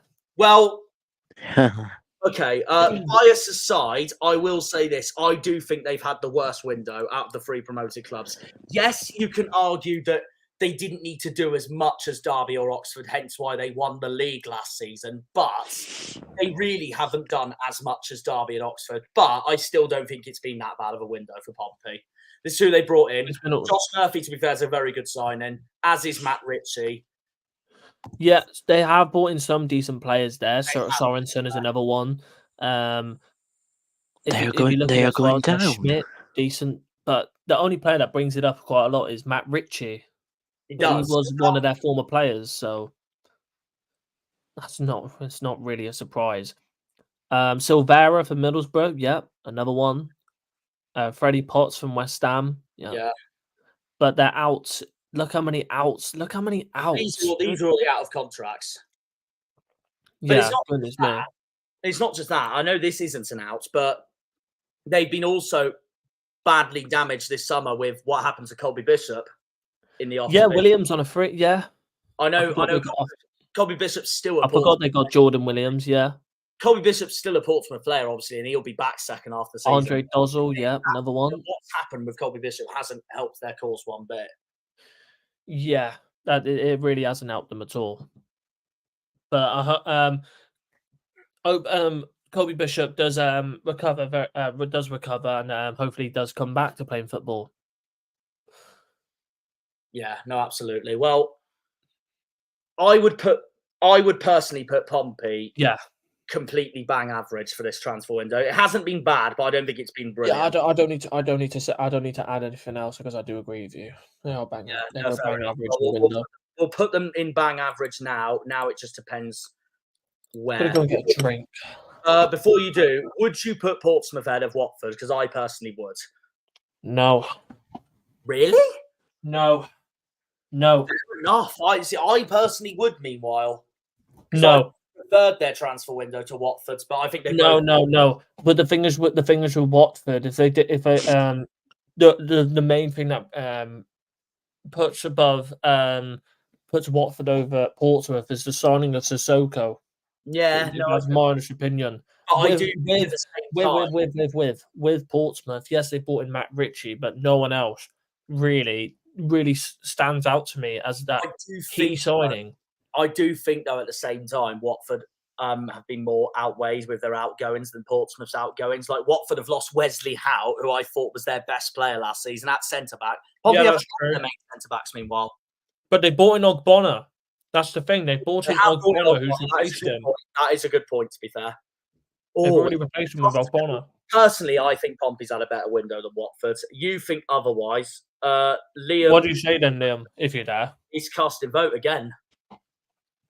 Bang average. Yeah, but above Watford or below?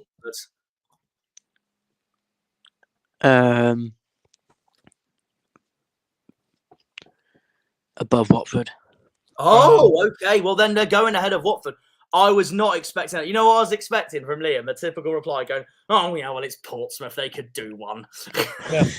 I can understand why you put him above. I can understand why you put him above Watford. I can understand that. But with Watford, the signings that they've made. Oh, Caitlin's also the two experienced as well, so she also agrees. The two experienced players that they've signed has been really key for Watford at the moment. I think Ogbonna will slot in very, very nicely. Sissoko's already been a main part of their team. He's already scored for them as well. Yeah. Matt Ritchie's not even done anything. He hasn't yet. They've got West Brom on Sunday on Sky, and I'm tempted to stream it. I can't lie, because I'm not doing anything Sunday. I don't blame you for that. It'll be my first watch-along of the season for the Championship, so I'm looking forward to it. Yeah. So, yeah, I'm just waiting to stream it, and then we see Callum on TV, and Liam's just there in the background going, "Unlucky Ginge!" Yeah, let me go get a drink. Yeah, you do that. So while you do that, we'll go on to the next club for the time being. 11 clubs to go then. We still haven't seen ours. We still haven't seen Daryl's. The wheels decided to become laggy. And they're laggy. Is it going to end on Leeds or is it going to go further on? No, it goes on to Stoke. The men with Shuey. So let's just go on to them right now then. So my main thing for Stoke this summer, and this is one I will give them credit for, is, well, I think they've just gone and signed, in my opinion, one of the best keepers in the league in Victor Johansson. I mean, look at that. Just out of nowhere, they immediately get their number one, even before last season ended, sorry. So, I heard a noise there. I don't know if that's Harvey coming back. That was my door. Well, we're on Stoke. That's what you heard. We're on Stoke. Yeah. Victor Johansson, Ben Gibson, Kieran Willox from Rangers, Eric Bocat, Sam Gallagher from Blackburn, another good signing. They have had a good window. I think they have had a good window, I do agree. And then these are their outs. Not surprised with Tyrese Campbell and Kieran Clark. Wesley's gone somewhere new. So did they get... Oh, wait there. I recognise that name. Tom Edwards. I recognise that name. It's from Salford. Well, he's born the same year as me. No, he was at Stoke since 2017. He's been on loan everywhere to like Fleetwood, New York Red Bulls, Barnsley and Huddersfield. He was at Huddersfield last season. Yeah. That's probably why I'm we knew. surprised he's gone to Salford. Why is he gone to Salford for? He probably wants more game time. I'm so surprised he's gone there. What the hell? Like he literally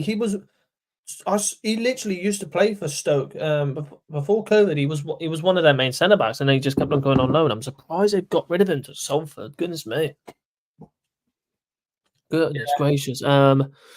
Who else have they got rid of as well? Obviously, Laurent. I'm surprised that he left as well. Daniel Johnson as well, but he had his contract terminated. So there you go. And the loans include Ashley Phillips, Tom Cannon. Yeah, but that's still good though. Tom Cannon, brilliant. Lewis Kumas, brilliant. And then the loans out include Lewis Baker, Ryan Mamay, who obviously he was part of them tearing us apart last season at the Bet365. Yeah. When you go back to their ins, look at that. only Johansson, that main player is Johansson. Ben Gibson is another one.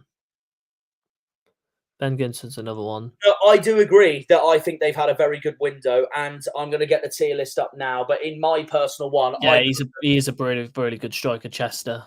He is a good striker. I'm going to get the tier list up now. Stoke have had the mighty Tom Cannon. Oh yeah. Let's just get this up. They have to go in proper business for me, Harvey. That's where I put them. I don't know about you. Yeah. Yeah, I agree. I still think they're lower than Millwall. Actually, I'll say sick. I would say they're lower than Millwall, but they have to go in proper business for me. Yeah, sick. Proper business, yeah. Yeah, that works. You happy with that, Liam? Stoke in proper business? Yeah, happy with that, yeah. Well, then we'll move on to the next club then. So that's that. Move on. Right. Well, the first prediction I guess we can do is, like Caitlin said, they have had a good window. There's no denying that whatsoever. Right. Oh shit! Wrong tab. Sorry, everyone. Mac tabs at this point because I hardly use my Mac for streaming, and here we are. We're back with it. The Mac is back. Anyways, who's it going to be then? It's not us. It's Middlesbrough. It's the Borough. Well, that was absolutely cack. It's him next, as you can see. And the man who'll be coming down to Plymouth on the weekend. It better be good luck. If we lose to Sunderland, he's not allowed to come back ever again. I'm putting the bet on Adam Randall to score.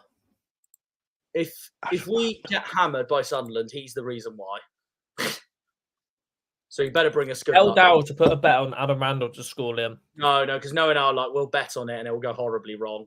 Who gives? Yeah, I believe in Darryl Luck. We've got to believe in the boys. Remember, last season we beat top of the league, Leicester at home. It could happen again. Sunderland still need to lose a game. We never know, boys. We never know. Anyways, Middlesbrough. So they've brought in Bergzorg, Luke Ayling, Tommy Conway, Mika Hamilton, Neto Borges, Aidan Morris. And then the outs include, they haven't really got many out. They brought George Edmondson in on loan from Ipswich. But the main thing I think Borough have done this transfer window, this is similar to us with Whittaker, they have managed to keep hold of Emmanuel Lattelaf. Because guess who? Ipswich were after him as well. Yeah. That I feel like Borough have actually had a decent window. They have had a decent That's my opinion. No, I agree. I completely Bringing in agree. Ben Doak, brilliant winger. He'll play a lot for them. Tommy Conway, brilliant striker. If they ever do lose, Lattelaf, he'll slot in perfectly. Aidan Morris, I've always followed Aidan Morris quite a lot for Columbus Crew. Fantastic midfielder. Fantastic young midfielder. And Bergzorg, he didn't do well at Huddersfield, but he'll get the chance at Middlesbrough. He's moved up, though, after Huddersfield's relegation. Yeah. And he's one of Huddersfield's better And players. I didn't realise they signed Neto Bourget as well. Brilliant. Exactly. You could either say Neto Bourget or Neto Bourget, whatever. And Good signing. Loans. And then George Edmondson, another good signing as well. Exactly so, what he's did with Ipswich, hasn't he? Loans, to the Championship. loaned out and released. They haven't really sent any. They haven't really lost anyone. So I'd say they've actually had a decent window. Coburn on loan and Silvera on loan is not really that massive. Yeah, I don't think it is that massive. I feel like they've actually had a very, very good window, in my opinion. It's all dependent on how well they do this season. Well, there's one more for goated summer, but they could be in proper business. Well, my 2 goated summers were Sheffield United and Millwall, but I don't know where would you. And I put Middlesbrough in proper business, so I don't know. Could you move? Is it possible? Could you move Millwall down and put Middlesbrough 4th, please? So we're going to put Borough ahead of Millwall. Millwall, yeah. Are we keeping Borough here, or are we bringing them up? Yeah, I'm keeping Borough 4th, atop of proper business. Yeah, we'll ahead of Millwall. I feel like they haven't lost anyone massive. They've kept Isaiah Jones. They've kept most of their players, and they've bought in Luke Ayling on a free, which I feel like he's an actually pretty decent signing. He's a very experienced Championship player. George Edmondson on a loan, brilliant. Ben Doak, that's fantastic to say the least, because I know that Liverpool would seek him out to a club that would give him guaranteed game time because he's a talented Scottish young winger. Simple as that. And then also, Neto Borgia, another good one, and Tommy Conway, absolutely brilliant. Yeah, they deserve to be top of proper business. Yeah, so we all happy with that then. 4th for Middlesbrough for now. Yeah, I think Liam would agree. Yeah, I think Darryl would. I don't know where Darryl would put him. What would Darryl say? I'll ask him later on. I'll send this to him. I'll see what he thinks. Yeah, because I feel like they actually have had a good window. I think they've had a brilliant window. Aidan Morris is a brilliant signing as well. Better than I thought, because I have underpredicted. Because I've been following MLS for the last year or 2, and I've always rated Aidan Morris. Yeah. Well, that's what I mean. That's why I brought you in to this stream, because I don't know who Aidan Morris is, and you do, so it was perfect for me. Yeah, he's been playing for Columbus Crew for a while. He's an good midfielder. Our next Norwich. Liam will probably play the meme at this point. Let's be having you! Right, that's what he thinks. That's our next club, who I think. Now, I'll let Liam take over for this one. I had an argument with a Norwich fan on the 92 Bible the other day about Norwich's transfer window, but I have not rated it personally at all. I'll let Liam take over for this one. But no, you can both talk. It's the whole point of the stream. Yeah, I know, but I want to hear Liam's. No, that's true. No, that's fair enough. Well, these are Norwich's ins. Jose Cordoba. Well, it depends on what sort of team Johannes Hoff-Forup wants to build after the sacking of David Wagner after their disastrous playoff semi-final against Leeds. But those outs do scream a lot to me. Look at that. Gabriel Sara's gone to Galatasaray. Adam Eder has now officially gone to Celtic. Tzolis has gone. Abu Kamara. He's absolutely cack. Well, Abu Kamara was at Pompey last season, now at Hull this season. So I'm not going to hugely. I wonder why you're saying that, Liam, because he fucking played for Portsmouth. No, Eder, I'm on about. Adam Eder. I thought you were talking about Abu Kamara. Adam Eder is cack. I agree with Adam that. Eder still scored against us in the 6-2. Well, Callum Doyle's a loan in from Man City, and then the other outs, Jonathan Rowe's gone to Marseille for the end of the season as it stands. The main players you've got to be looking at is the releases. Giannoulis is gone. Sam McCallum's gone. I can't believe Giannoulis has gone. He's a brilliant player. And then they released so many players. They released so many players here. Giannoulis went. Sam McCallum went. John McCracken went. Ben Gibson went to Stoke. There's so many players left. It's ridiculous. And Sarah. I can't believe that. Sarah's a massive loss, and I'll stand by that. I reckon. I think they'll be bottom half of the window. Norwich will be bottom half. It's ridiculous if they're top half, in my opinion.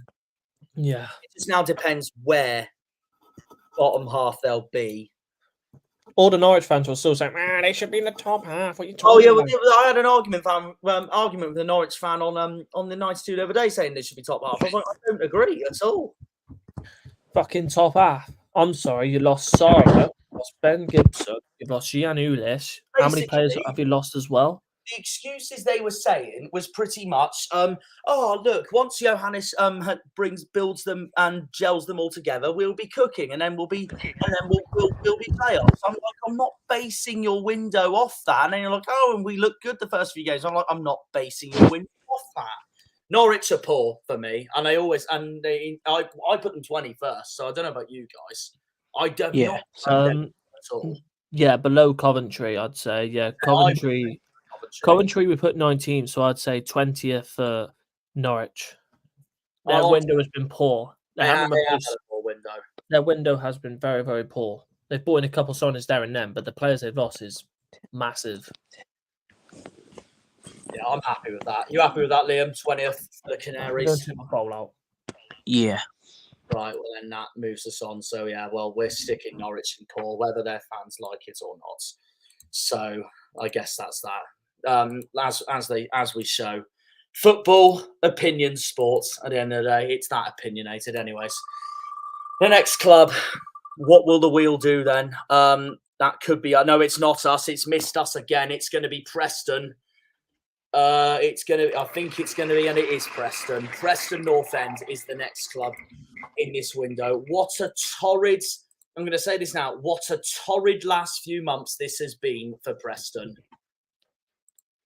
I still don't know. I know we haven't been brave. I'm going to say this now. I don't know how the hell they're ahead of us in the table. They've looked so bad so far this season.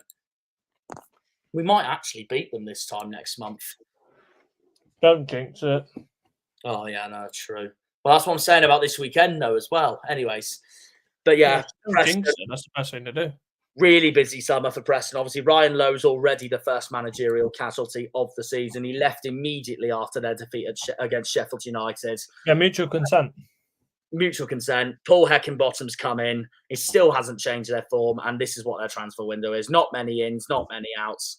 They brought in Kane Kesselhaden on loan. We know what he's like, obviously, from last season. Josh Bowler as well, Sam Greenwood as well. The loan outs are there for you. And then, Alan Brown's gone to Sunderland, which I think is a huge loss. And Ben Woodburn's gone to Swansea. And then, of course, their player of the season, I thought, Liam Miller, is now at Hull. Yeah. They haven't had a good window at all. And the results, you could also say, which I'm going to add on as well, the results do speak for themselves. The amount of signings that they've made hasn't really helped. Kane Kesselhaden's a good signing. Sam Greenwood on loan is also a good signing, but that's two players there that do go into their team, but they brought no one else in. And as well, they've lost players that were there last year that was so key for their team. Yeah. And now, the worst thing for Preston as well is that Ryan Lowe's gone. They're now going to bring in a manager that's got to now use the players that Ryan Lowe has literally just brought in. It's not looking good. And you know who they've got this weekend? Their bogey ground, the Riverside, where they got hammered 4-0 last season. Mm-hmm. Yeah. I've seen them really, really struggling this season because of that. Yeah, no, they're it's not going to be a great look. It has to take something in that club to turn it around because they haven't started brightly at all one bit. Mm-hmm. Yeah, it's not a good summer for Preston at all. I personally put them poor. I think they're only just ahead of the honking stinking category, but I don't know about you guys. Would you put them? I'll put them 21st. I do agree with you on that. 21st. Would you put them ahead or below Norwich? Below. Yeah, I said 21st, so that's below Norwich. I'll put Norwich 20th. Yeah, they deserve to be there. They have had a very, very poor window, and they haven't really brought in a lot of players that really improves their squad. And Liam Miller not bringing him back again is also painful for them. So it's not. It's not. All right. See you in a bit, Liam. Oh, is he gone? Oh, okay. Yeah, Liam's going to go. Oh, okay. Yeah, bye. Yeah, I do say that, but it's been a poor window, and also, which makes it worse, Ryan Lowe gone. Now a new manager's going to have to come in and use them players that he probably won't want to use. Yeah. It's not great. No, it's not good at all. So, yeah, I'm happy to put them in poor. It's where I put them in the beginning originally, anyway. So that Completely. there you go. So we've got 7 clubs to go, including our very beloved Argyle.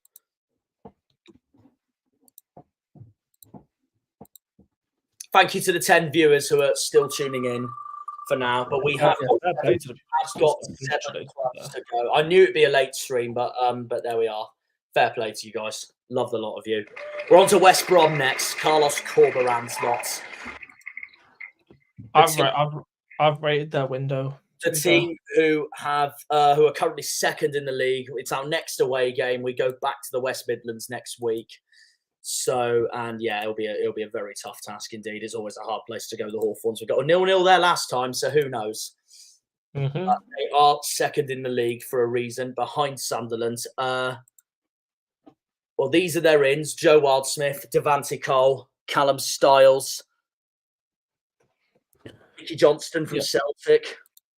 Yeah, Callum Stiles, Mikey Johnston. Perfect signing, Mikey Johnston. I don't know what this guy's like. Torbjorn Hegem for 500,000. What's he like? I don't know. To be honest, I don't know. I haven't. I couldn't tell you really. They have had a few outgoings though. Look at that: Yokuslu, Thomas Asante, Connor Townsend, Ipswich's backup left back to Leif Davis. But when you look at the signings in, if you go back to the signings in again, yeah, I feel they have basically already got a player that really suits into Thomas Asante's position, anyways, and it's Josh Madger. Yeah, so they don't really, and he's been absolutely clinical so far. The season very well. Mm-hmm. Mikey Johnston, perfect. I don't think you can say anything else about that. Mikey Johnston was so good for them last season. Yeah, he was absolutely brilliant for them. Matt Phillips went. Yann Vila went. Nathaniel Shaloba went. Yeah, they did lose a lot of players. Well, Josh Griffiths going back to League One doesn't surprise me at all. Now he's Bristol Rovers' keeper. Obviously, I remember his spell at Portsmouth the year we went up. Nathaniel Chalobah, he's gone to Wednesday. And Kipra's gone as well. Kipra's gone to Reims. Mm-hmm. West Brom's a tough one. I don't know where I'd put them, to be honest. Where would you put them? I put them bang average originally, and I only put them bang average because I thought there were other clubs, that I thought had stronger windows. But I'm happy to move them because I think they're a really hard. When the list comes up, I'll have a look. Here we go. I'd probably say, I'm happy to put them here if necessary. But I'd probably move. We have got our 5 clubs in. You're done good, unless we move on down. Or I probably might move Wednesday down, and to bang average. West Brom 12th. West Brom 12th. Wednesday ahead of Pompey then. No, Wednesday ahead of Pompey. Yeah. Yeah, Sheffield Wednesday moved down to bang average then. So yeah, I'm happy with that. So yeah, no, I don't mind that at all. I think it has been a mid-transfer window for West Brom. Son of old Liverpoolian Vegard Hegem. Ah, fair enough. Ah, interesting. The more you know. Yeah, that's very true. That should also be a GIF as well. The more you know. Yeah. Hey ho. Because we do get a lot of we do get a lot of their moments. We do, definitely we do. So we've still got Argyle left, the Welsh clubs left, QPR left, and 2 Northern clubs in Blackburn and Leeds. And it's us next. Here we go. Here we go then. What everyone's been waiting for tonight. I don't want to be so biased on this. We are now brutally ranking Plymouth Argyle's summer transfer window. Well, I've already stated my opinion on our transfer window already after deadline day, and I think I did a small live on it after we lost to Stoke.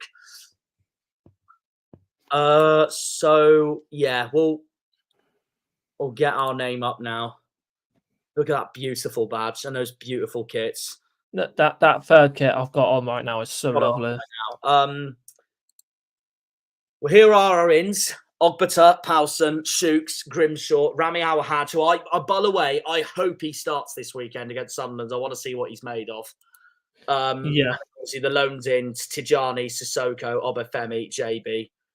Tyrick Wright's gone, unsurprisingly. Dan Scar's taken up a new level at Wrexham, and Michael Cooper also taken up a new level at Sheffield United. And the only other real main losses are Saxon Early and Ben Waine. And Mikel Miller's gone to Huddersfield. Callum Burton's gone to Wrexham. And obviously, Daniel Grimshaw's the replacement for Michael Cooper. Going through our window as a whole, I'm happy with I was happy with our window, but when we lost Michael Cooper, it really put a blow to things. But bringing in Daniel Grimshaw, I agree. But bringing in Daniel Grimshaw has really basically put a little brighten on the mood a little bit that we brought in a new keeper. It's rescued our window, if that makes sense. Because before Grimshaw, I've said this in my Stoke video, and my Watford Carabao Cup video, but before Grimshaw came in and Obafemi and all came in, I honestly thought our window was going to be poor because we had no replacement for Grimshaw. Actually, I'd say now that we brought these in, it's rescued our season. But I do agree with Nathan on Discord that we both said we reckon this window. Actually, I would say the signing of Rami Al-Hajj saved our summer, in my opinion. Oh yeah, could do actually. Because I think if everyone doesn't know, obviously the loss of Vinazaz was massive for us in January. Rami Al-Hajj. It was massive for us in January, but bringing in Rami Al-Hajj as a replacement saves the window so far. That's simple as that.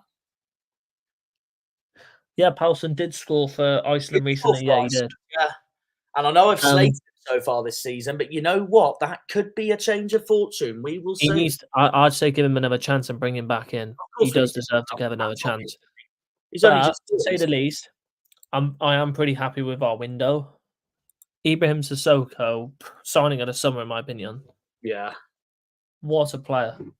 I do think, though, I don't want to put a downer on things, but compared to other clubs, I don't think it's been amazing, if that makes sense. I would put us in completely bang average, and I did put us 15th out of the whole 24, personally. But I do agree with Nathan, where he said on Discord that it's a 6 out of 10 because, yes, we've got in these replacements, but I do think we're still light in some areas, if that makes sense. Mm-hmm. Yeah, we are light in some areas. Personally, I'd put us between Portsmouth and Watford, but I don't know what you think. I'd probably say between Portsmouth and Watford, yeah.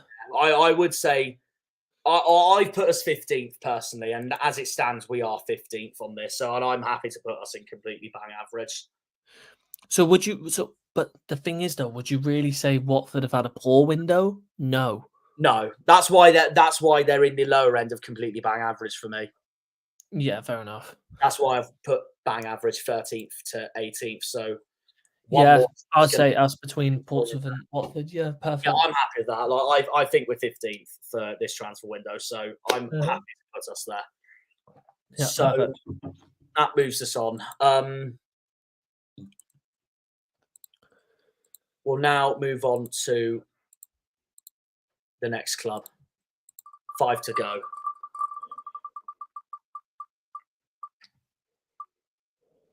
It's Leeds.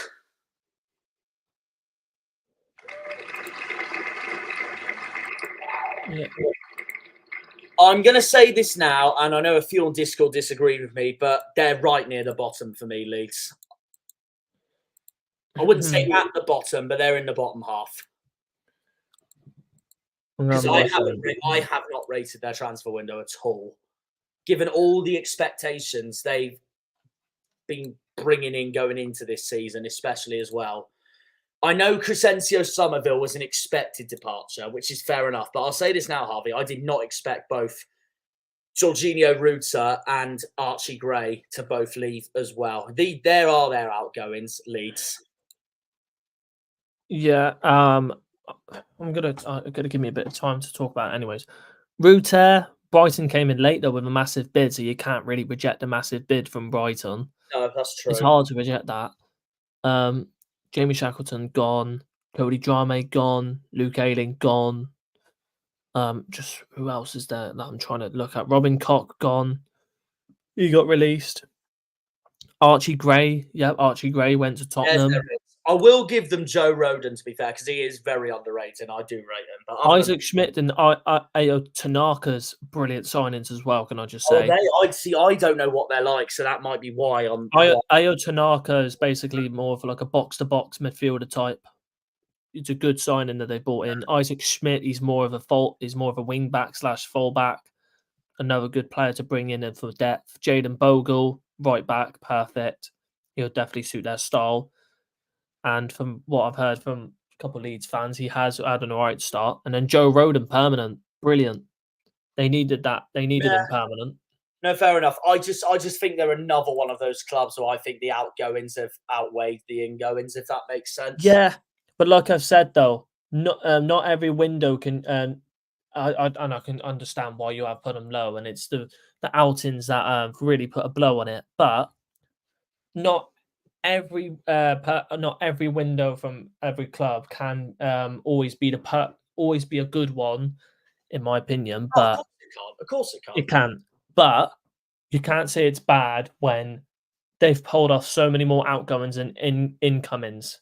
You will expect it, of course, but I expect you will expect it, of course, but expect it for the other two. It can always be a better window if you've made a lot of profit.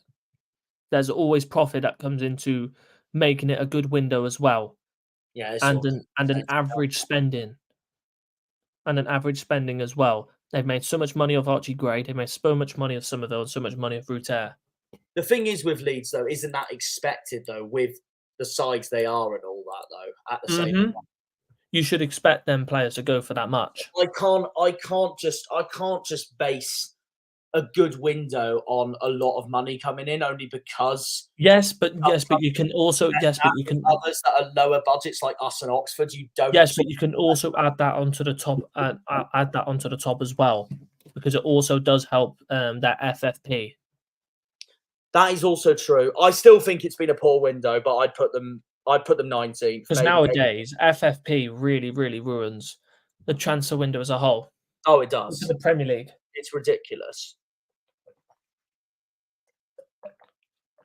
Well, Premier League.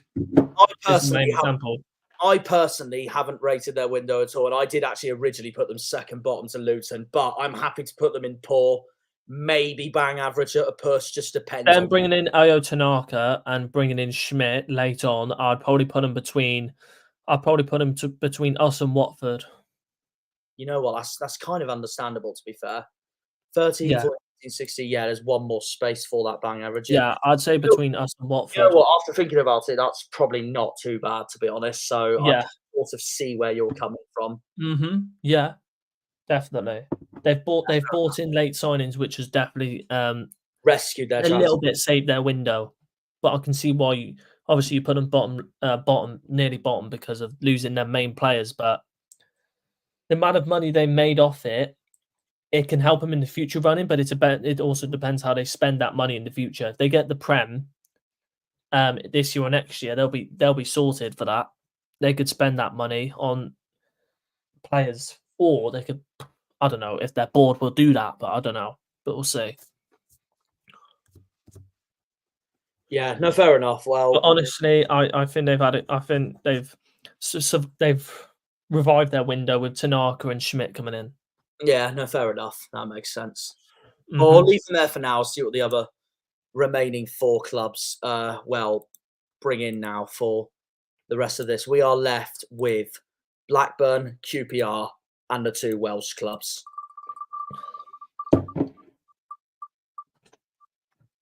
And we're starting with the London club, who we've just been to the other week. And we got a draw against them, which I'm very happy with. Okay, honestly, so far this season, that has been the happiest game I've been from so far, was that game. By far, yeah, I agree. By far. I would say Hull on the performance, but that was a game we should have won and we didn't, and it still really frustrated me. Yeah. Yeah, I agree on that. To be honest, I didn't mind the performance against Stoke. We just couldn't finish for crap. Yeah. And then, we don't talk about the opening game. Yeah. Fair enough. So, we're on to QPR next.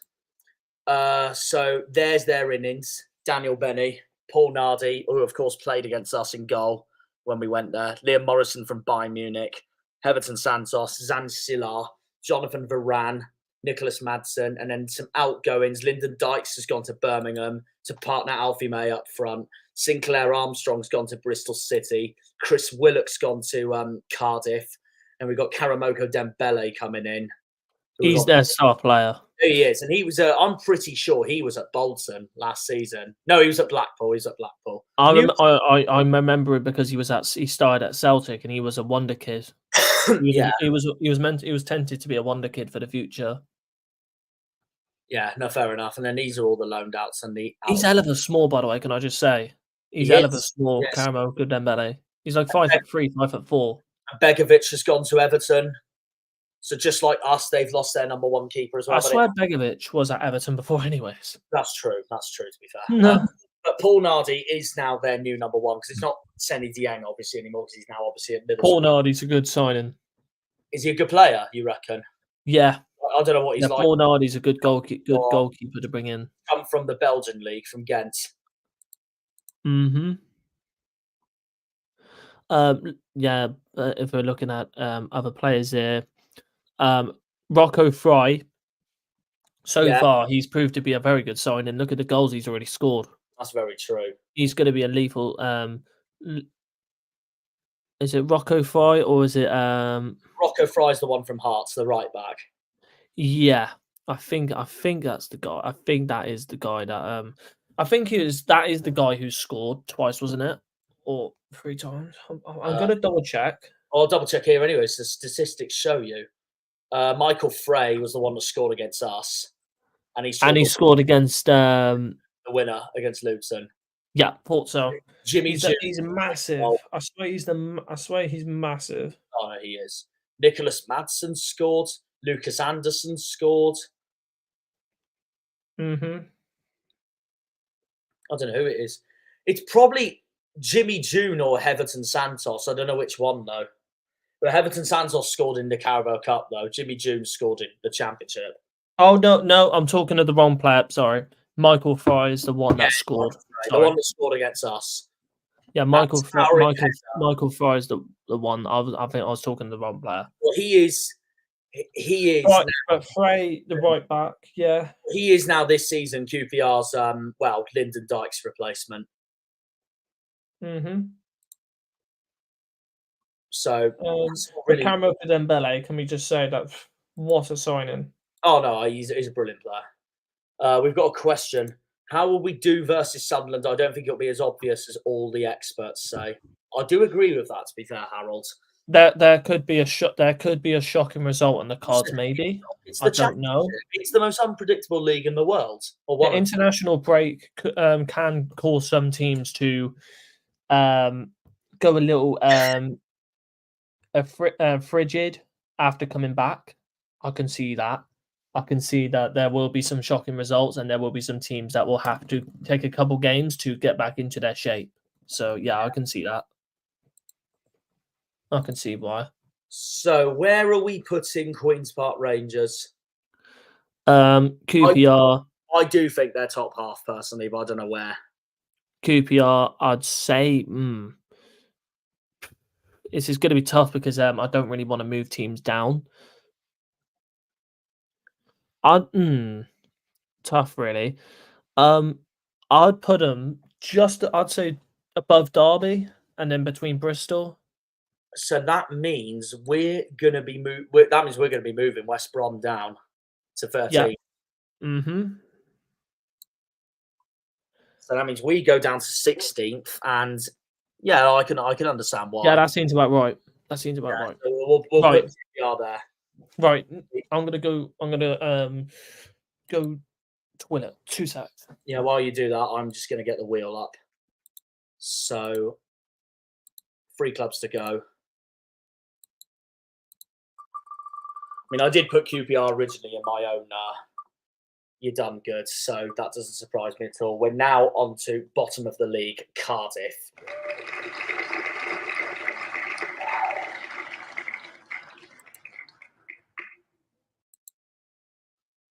Right. One of our upcoming away days come up in October. We'll get up what they've done this summer transfer window now.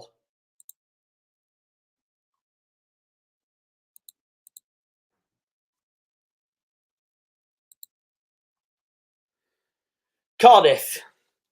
They've brought in Chris Willock, Callum Chambers, Anwar El Ghazi, 2 former Premier League players there in Chambers and El Ghazi. Alex Robertson, who was at Portsmouth last season. See, I do rate these signings, and this is why I predicted Cardiff so high this season. That's why I'm shell-shocked with the start they've honestly made. So, yeah, I really don't know. I really don't know. Mark McGuinness has gone to Luton. Ibu Adams has gone to Derby.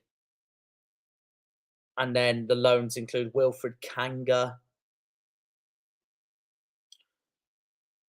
Oh, they're so hard because they've started awfully, but I've really rated their transfer business. So I'll see what Harvey says, but this is who else has gone? Roman Sawyers has gone. Sheji Ojo's fully gone. Jai Semenyo, Rohan Lufra, Oliver Denham.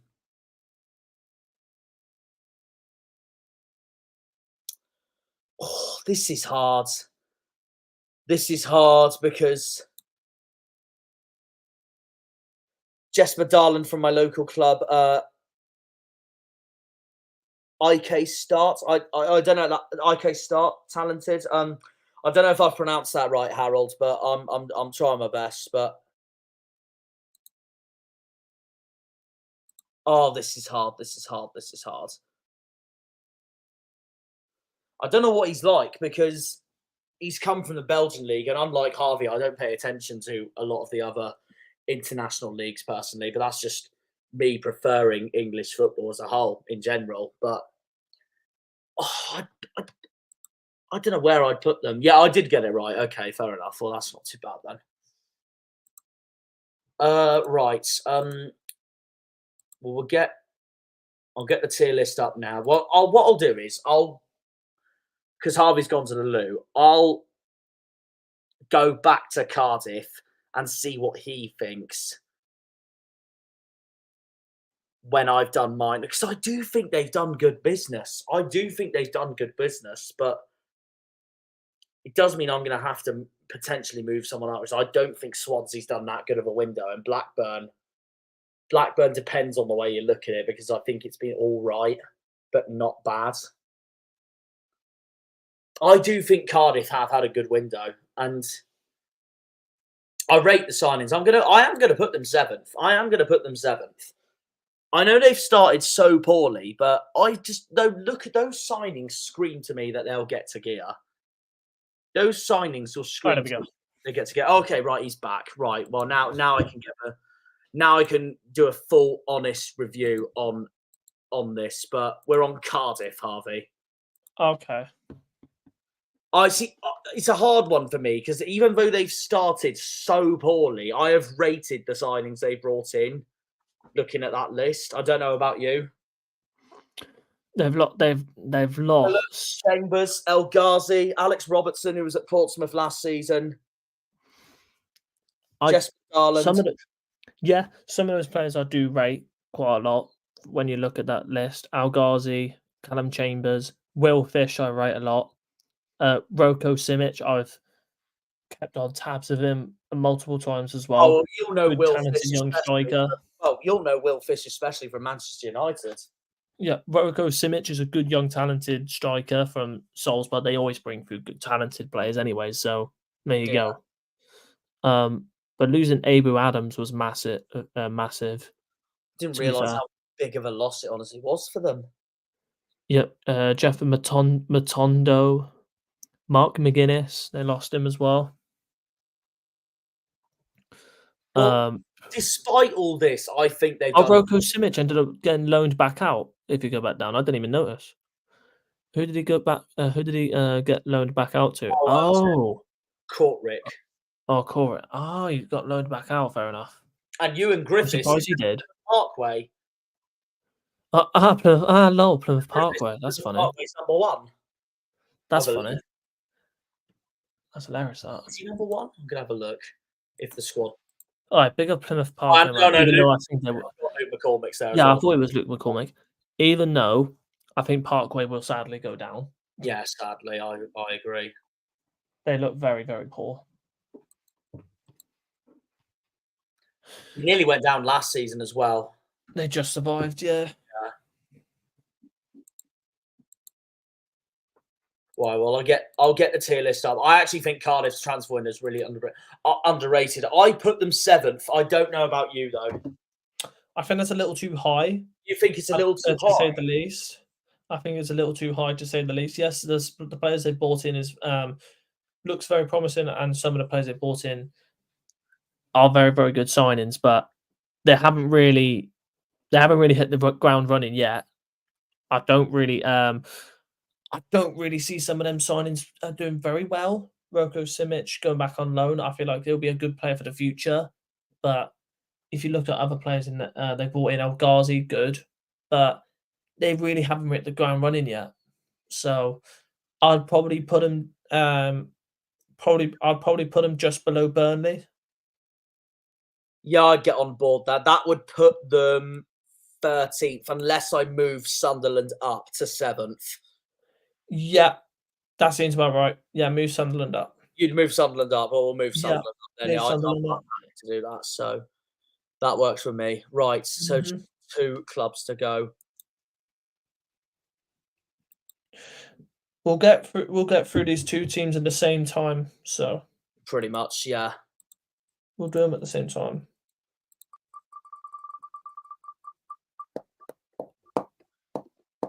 Well, it will be Cardiff's neighbours first, who I do think have had a poor window. Meanwhile, They have. well, I'll just do them And now. can you spin the wheel again just for effect? Yeah, there we go.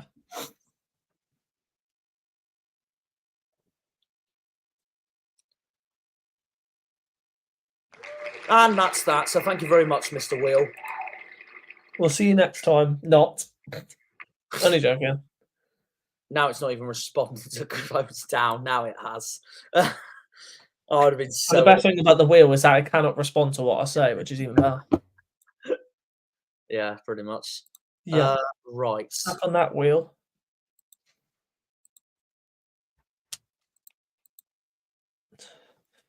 We was giving it good comments earlier, and now we're just abusing the wheel. Yeah. Well, we were. Well, I was until it started spamming out. Well, this is what Swansea have done. Gonzalo Franco, Iomji's son, Lawrence Vigouroux, Yancini, McLaughlin, Nathan Wood's gone Southampton, Myopart Harris has gone in, former Forest Green man. Jerry Yates has gone to Derby. The only 2 good players that they've bought in that I recognise is Miles Peart-Harris and Lawrence Vigouroux, who's now their starter keeper. Yeah. And then apart from that, no one else. Not really, from what I'm seeing. And they sold Jerry Yates on loan to Derby as well. Jerry Yates has gone to Derby, yeah. So, well, I think they've had a poor window anyway. I put them in around 19th, 20th. Yeah. Put them between Norwich and Preston. Yeah, I can get on board that. So, yeah, right. Well, it's just Blackburn left then. So, well, this is a club that I thought at the start of this window, I'm there thinking, who the hell are these lot going to bring in? Then the obvious thing happens. Sammy Schmodik's going to Ipswich. And then out of nowhere, they've just bought these brand new players in Blackburn. And they've started really well, much to my surprise, since I had them bottom in my predictions. Yeah, same. But here we are. This is who Blackburn have brought in. Andy Vyman, Todd Cantwell, Danny Bath, Toff, Ohashi, who scored against Derby on opening day, Jack Barrett, and then, of course, yeah, Schmodik's the obvious. Sam Gallagher's gone to Stoke. Todd Cantwell, if you go back up, Todd Cantwell, brilliant signing. He'll go right into their team. He's a very, very good player. Ohashi, from what I've seen, very good. Matt Targay, I swear he got sent off as well. Yeah, he did. I don't remember he did. Owen He Becker, did. Baker and loans coming in. Lewis Baker, yeah. And bringing in Vyman, brilliant, in my opinion. Brilliant. That's an absolutely brilliant signing. That's a fantastic signing. And Danny Bath as well, another brilliant experienced centre back. So I feel like at the moment, John Eustace they've has actually got better than I thought. John Eustace has pulled in some very, very good players. They've had a good transfer window, and they've replaced Sammy Schmolix, in my opinion, with Todd Cantwell. So where I feel like it'll be a good chance for Todd Cantwell to revitalise his career. Where this is going to put Blackburn? It puts him third. Would you put them ahead of Middlesbrough? No, actually, no. So we move in Middlesbrough up to third then. Yeah, actually. Middlesbrough go up with Sheffield United. We put in Blackburn in proper business then. Yeah, because they've actually replaced, in my opinion, Sammy Schmolix pretty well. Well, where are we going to put them then? I do think they will go seventh. Yeah, I can agree. seventh. Losing Schmolix really plummets them down. Originally, and also Sam Gallagher to Stoke. Originally, if they actually did manage to keep Sammy Schmolix, then holy shit, they would be the transfer window winners. Well, I don't know. In my opinion, they would. In my opinion, they would, because they've managed to keep one of the best championship players in the league at the moment. That was in the league. Yeah. Well, I can't lie, especially with the start of their window, and wasn't sure about the signings. I actually did put them in bang average, but I'm happy to move them here or to where you put them in seventh. Seventh. But yeah, I'm telling you right now, Sammy Schmolix, if he would have stayed, I can agree. If he would have stayed, that team could have easily finished very high this season, in my opinion, with the signings they brought in. Yeah, no, you never know. We'll see. Well, there we have it, guys. We've now fully, as a team, brutally ranked every single club's transfer window. So we've got Luton 24th, Hull 23rd, Preston 22nd, Swansea 21st, Norwich 20th, Coventry 19th, Watford 18th, Leeds 17th, Plymouth 16th, Portsmouth 15th, Sheffield Wednesday 14th, West Brom 13th, Cardiff 12th, Burnley 11th, Derby 10th, QPR 9th, Bristol City 8th, Blackburn 7th, Sunderland 6th, Stoke 5th, Millwall 4th, Middlesbrough 3rd, Sheffield United 2nd, and Oxford as our transfer window winners. So we're happy with that chart then. Yep, perfect. Yeah, no, I guess I've changed my mind now, and I do agree with that. So it does make more sense. Mm-hmm. So yeah, well, there we have it, guys.